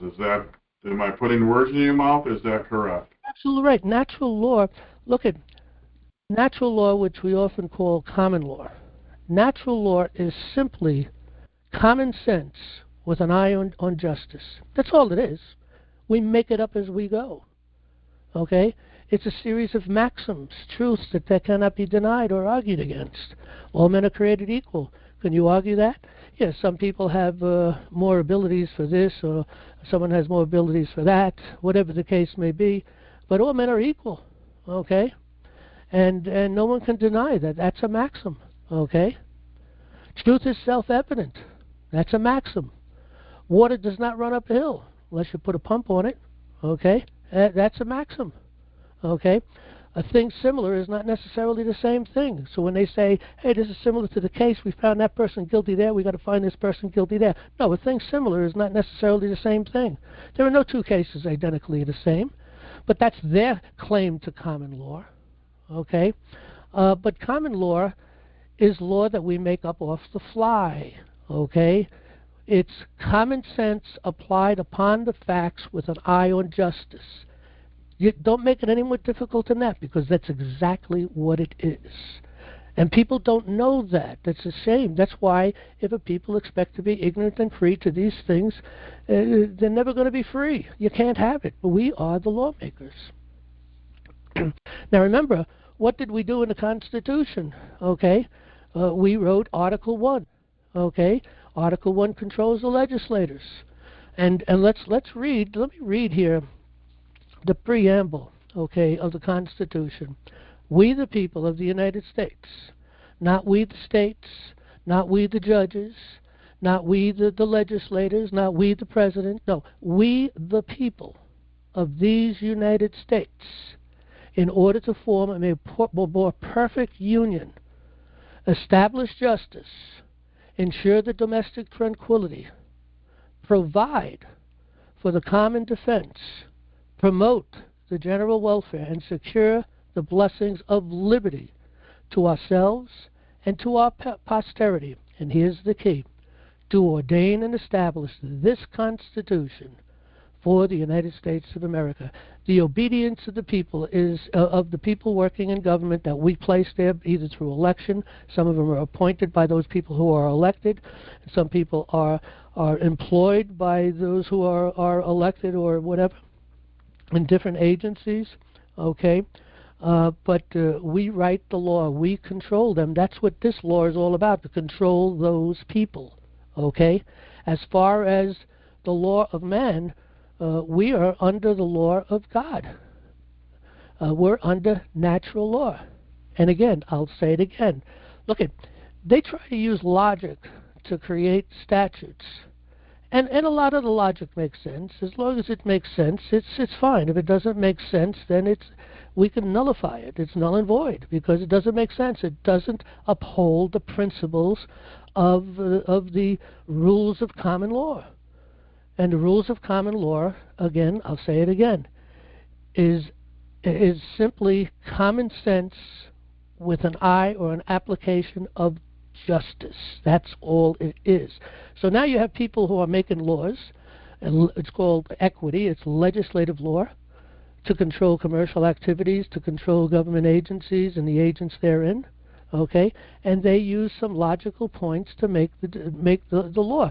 But we've laid out the framework.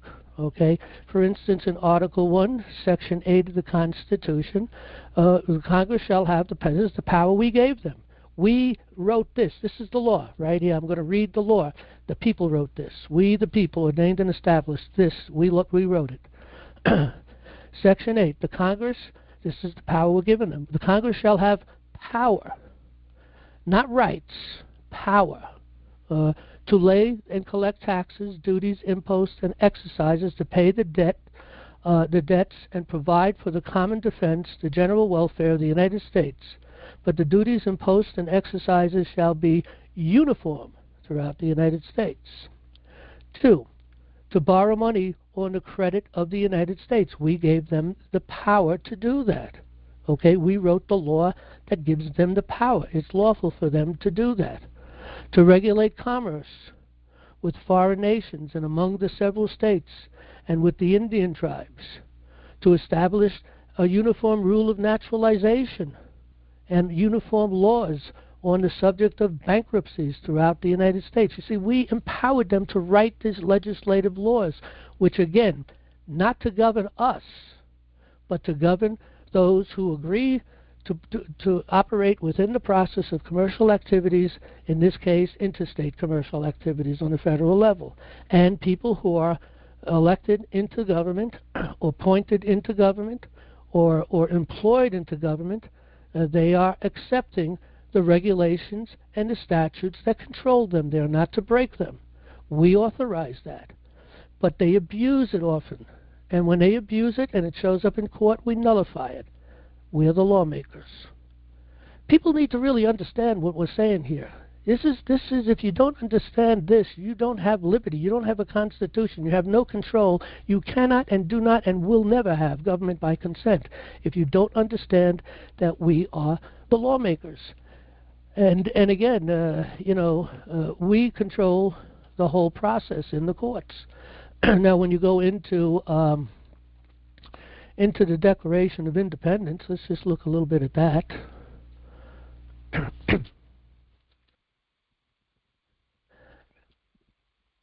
Okay. Let's read, this is the preamble. Okay, I'm going to read 2 paragraphs of it. When in the course of human events, it becomes necessary for one people to dissolve the political bands which have connected them with another, and to assume among the powers of the earth the separate and equal stations to which the laws of nature and of nature's God entitle them. A decent respect to the opinion of mankind requires that they should declare the cause which impelled them to the separation. We hold these truths to be self-evident, that all men are created equal. And by the way, Jefferson fought his entire life to free slaves. You know, he wasn't a contradiction. Matter of fact, in the book I just wrote, I have a section on that, but I have a section on that even in Government by Consent book also.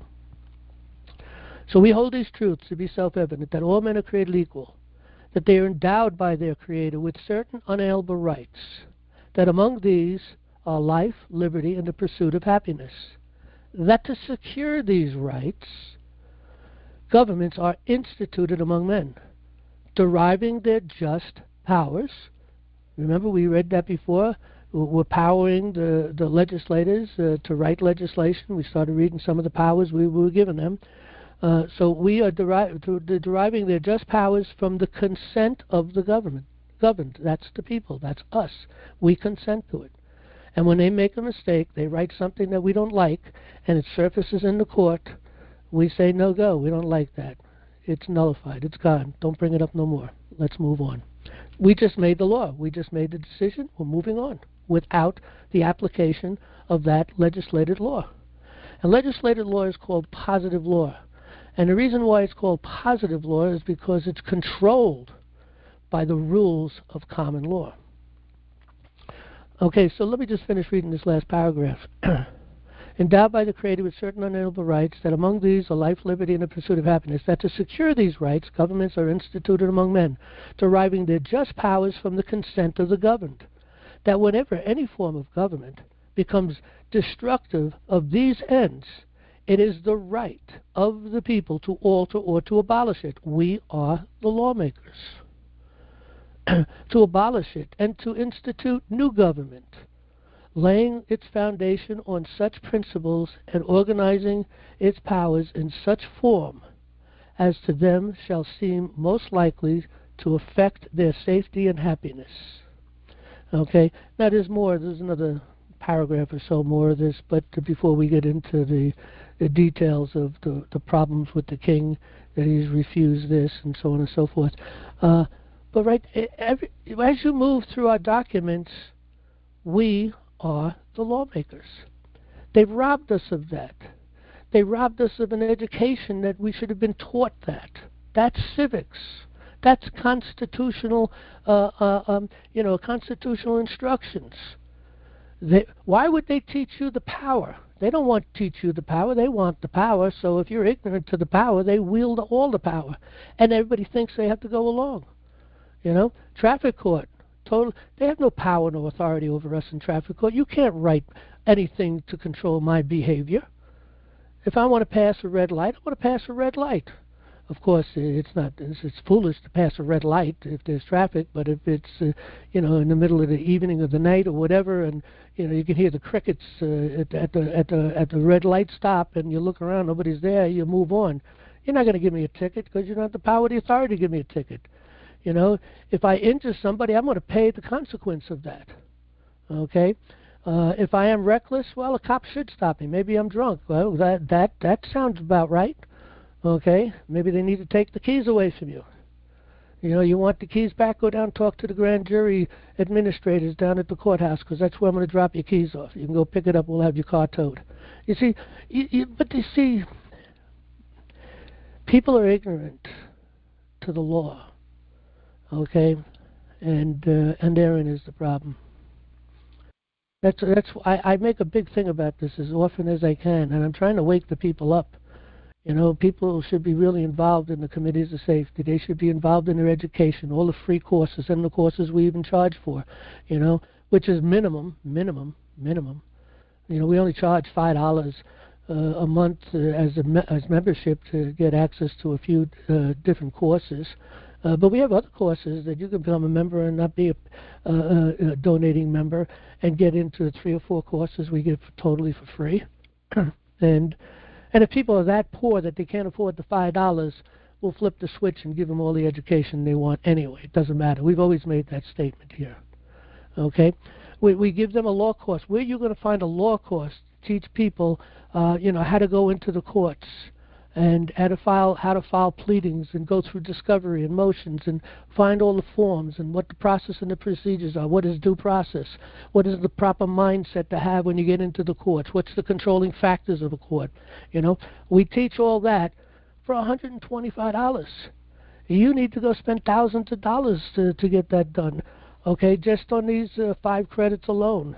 Okay, if you go into a college to get this.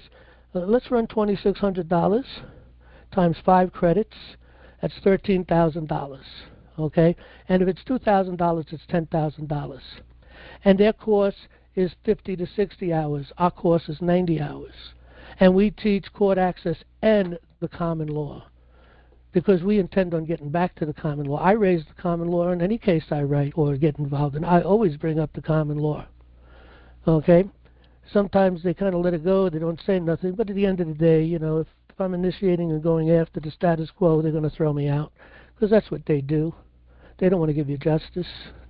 They don't want to get a mark anywhere showing that you've accomplished something against them anyways, So, hey, anyway, I just looked at the time. I've got to move on. Maybe I can get one more person.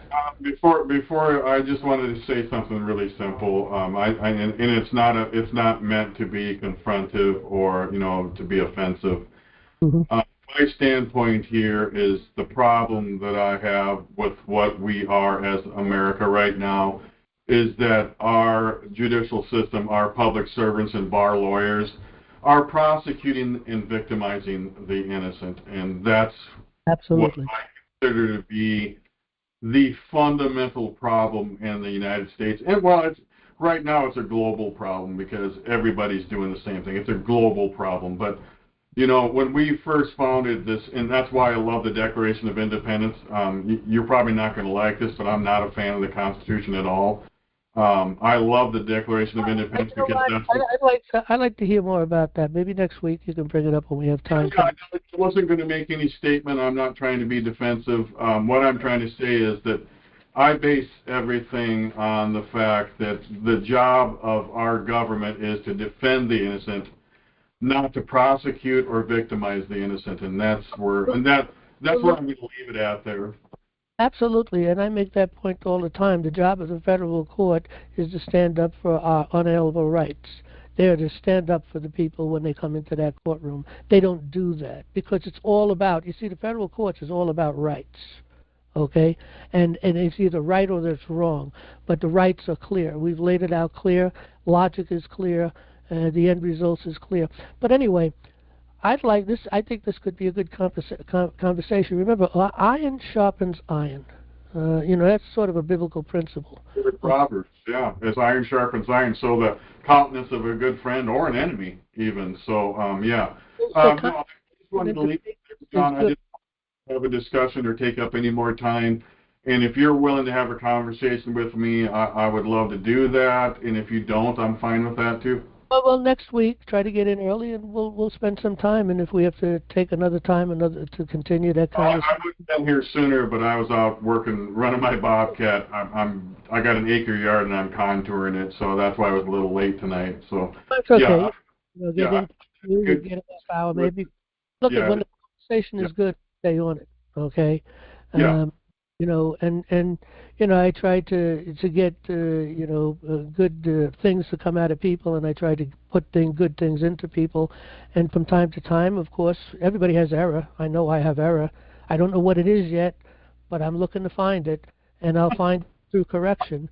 Correction is to those who have forsaken the way, another biblical principle. Yeah. You guys have a good night. Okay, God bless you. Okay, we'll take another call or two. It's late, and I am totally exhausted, so I'm not going to spend much time. Anonymous, what's your first name and your state? We only got a minute or two.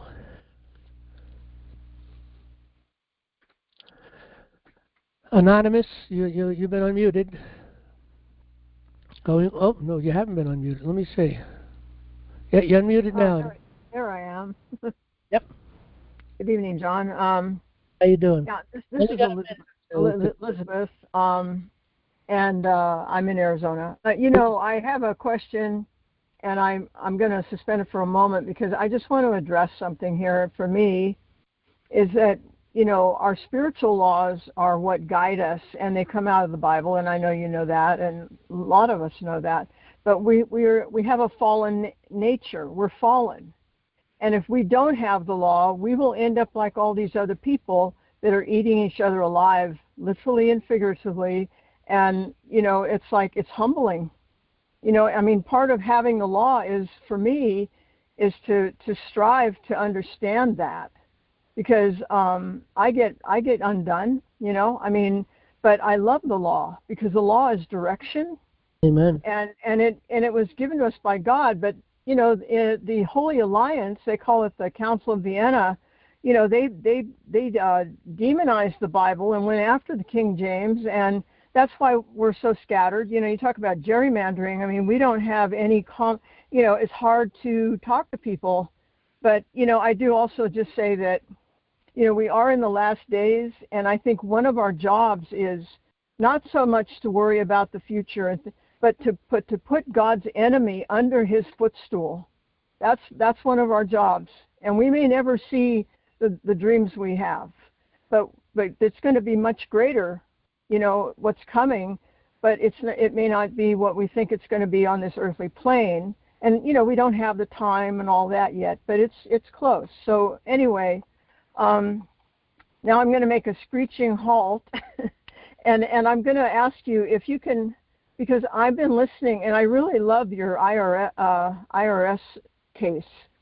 It's putting pieces together, and I'm like grasping for them, and then I've got to just let it go by and come back and listen again. And something I haven't been able to grab onto yet is the relationship between due process and jurisdiction.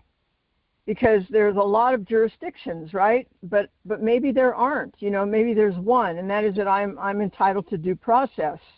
But if I go into the court because somebody's reported something about me, and in this way we think now, and the mindset of the world is a jury trial. That's a big deal. Well, no, it should be every day. Every day there should be a jury available to bring the common man in. Woman in to work out their fence problems, and the hatred and and to bring the law in a way that maybe can help both parties.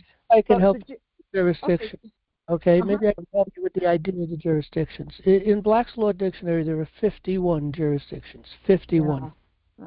And 50 of them are man-made law. It's legislative law. Okay? They may say that again. Say it again. It cut out. I'm sorry. In law, there are 51 jurisdictions, okay?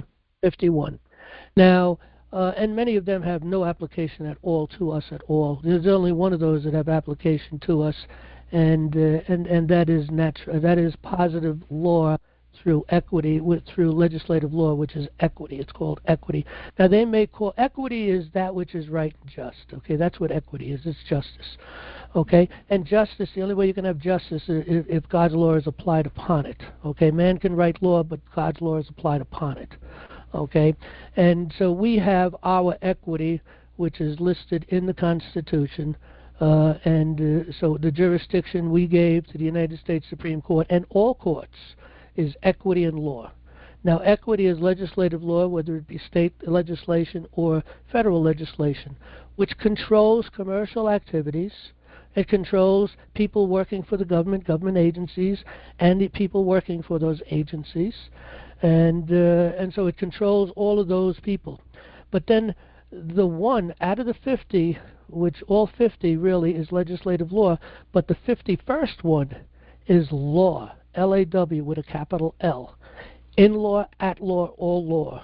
Any one of those three statements is the same thing. It is law, L-A-W. That's the law of God. That's the laws of nature and of nature's God. And that's what you will find in Black's Law Dictionary. That's what you will find in Bouvier's Law Dictionary.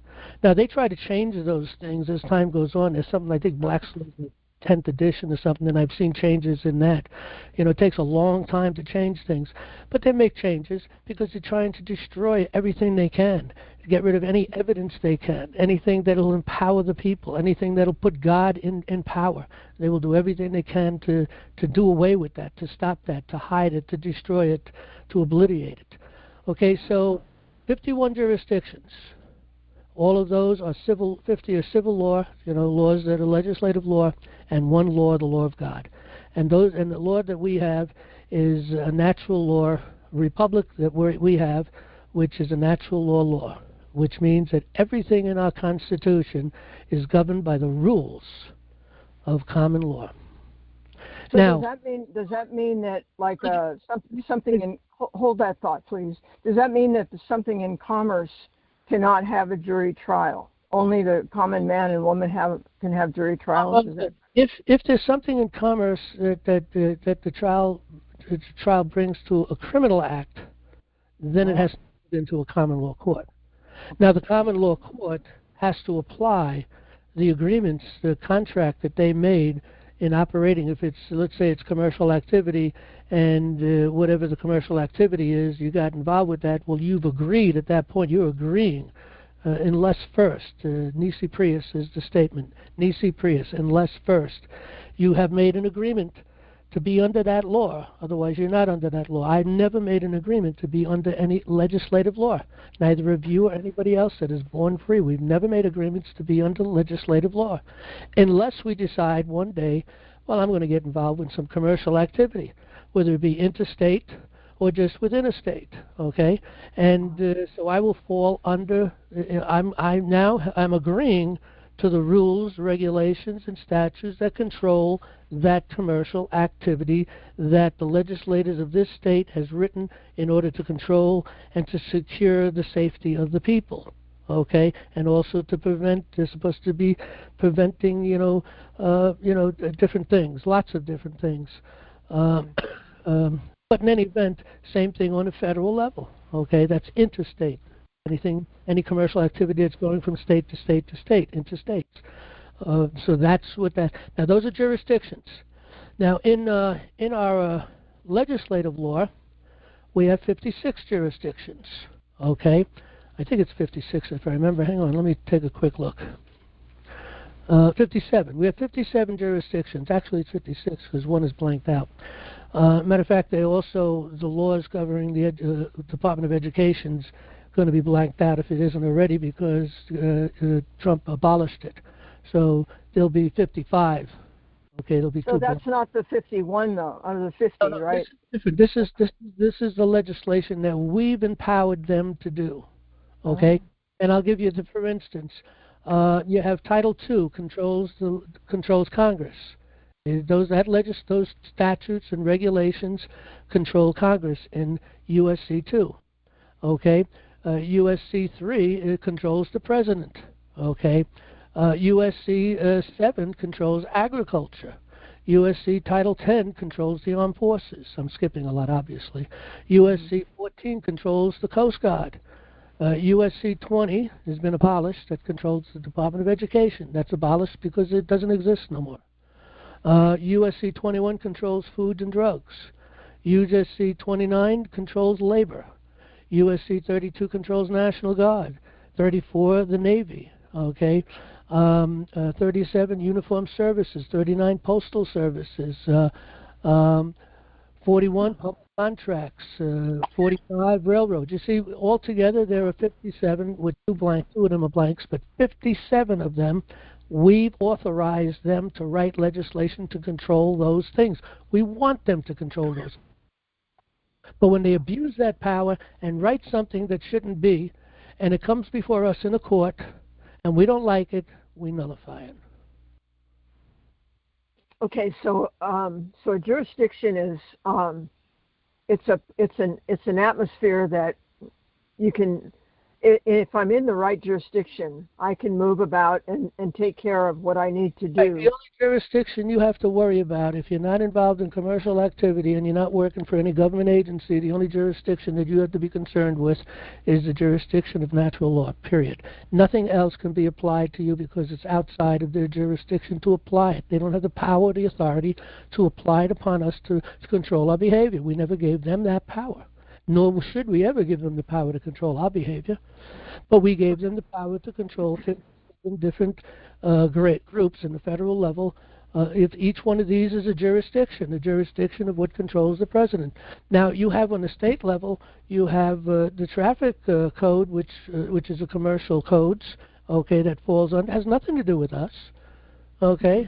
They fleece us all day long on things that have nothing to do with us. Okay, I'm not operating anything in commercial activity when I'm operating my vehicle on the road. I'm just moving from one place to another. I'm traveling. That's all I'm doing. I'm not making money. If I'm driving a cab, now I'm making money.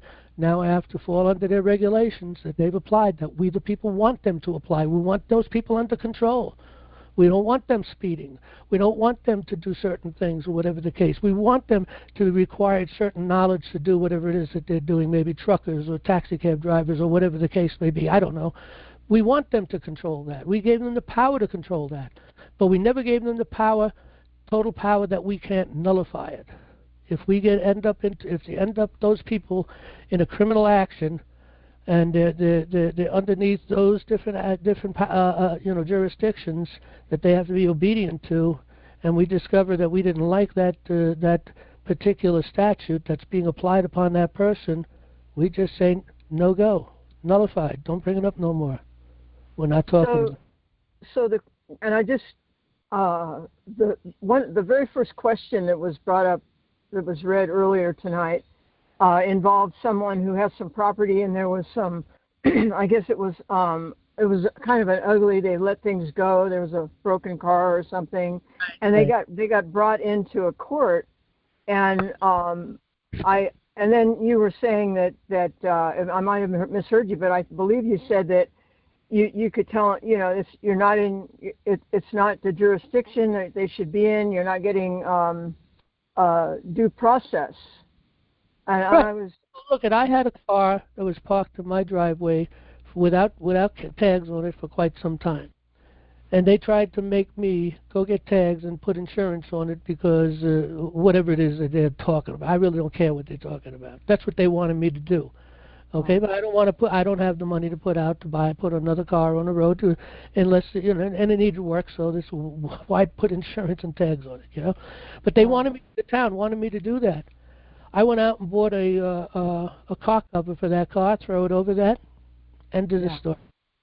Yeah. They can't come and lift that up. They don't know what's going on underneath that. It's none of their business. Or it could be in my garage, but my garage is full of tools because I'm I'm an ex-contractor, so I have so many tools. Okay. But okay. I'll just keep looking at it. I know that due process is where I belong, and that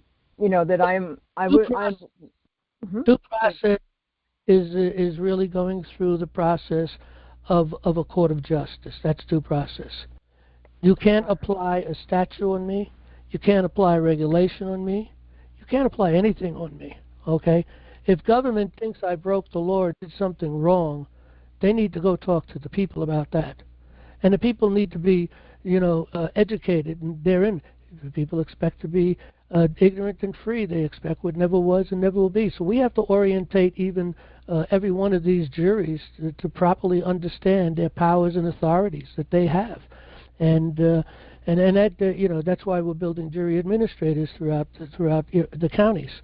And but anyway, the way it's supposed to work is if the government wants to come out after me for something and they don't like what I'm doing or they don't like to see my car there, well, they need to go and they think it's something that has to be done, that car has to something or whatever. I don't know what they're thinking, but they need to go get permission from the people.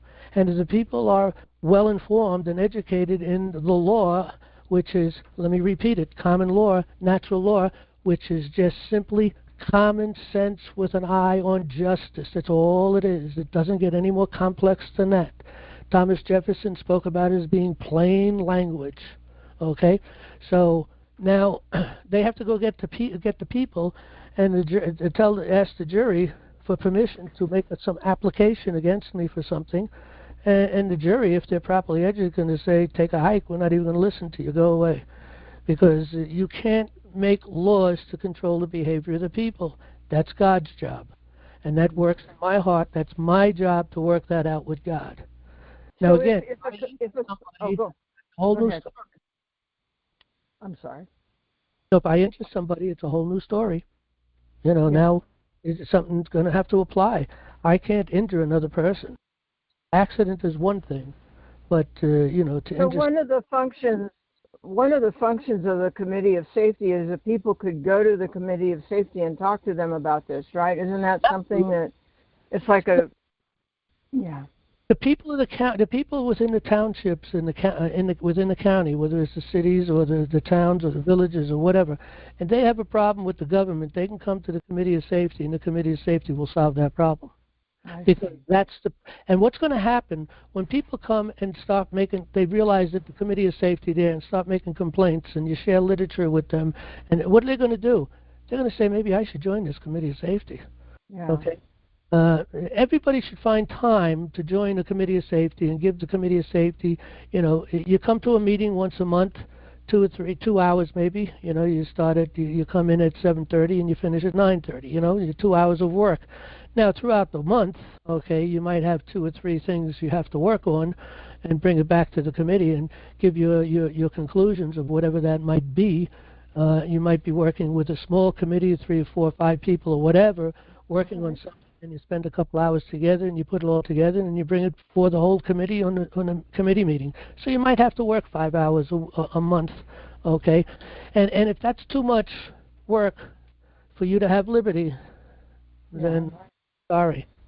Okay, yeah. All right. Well, thank you very much. And I'm really congratulations on your book. That must be very fulfilling. I'm really happy for you. I appreciate that. Thank you. Okay, it's late. I need to go to sleep. I'm totally exhausted. I didn't sleep much last night. I usually stay a little longer, 15 after. I'm going to close down. Sorry, Jeff and wireless caller. We'll catch you next week, hopefully. All right, with that, we're ending for the night. Good night, everybody. Thanks for coming. Lord willing, we'll see you next Monday. Good night. Good night.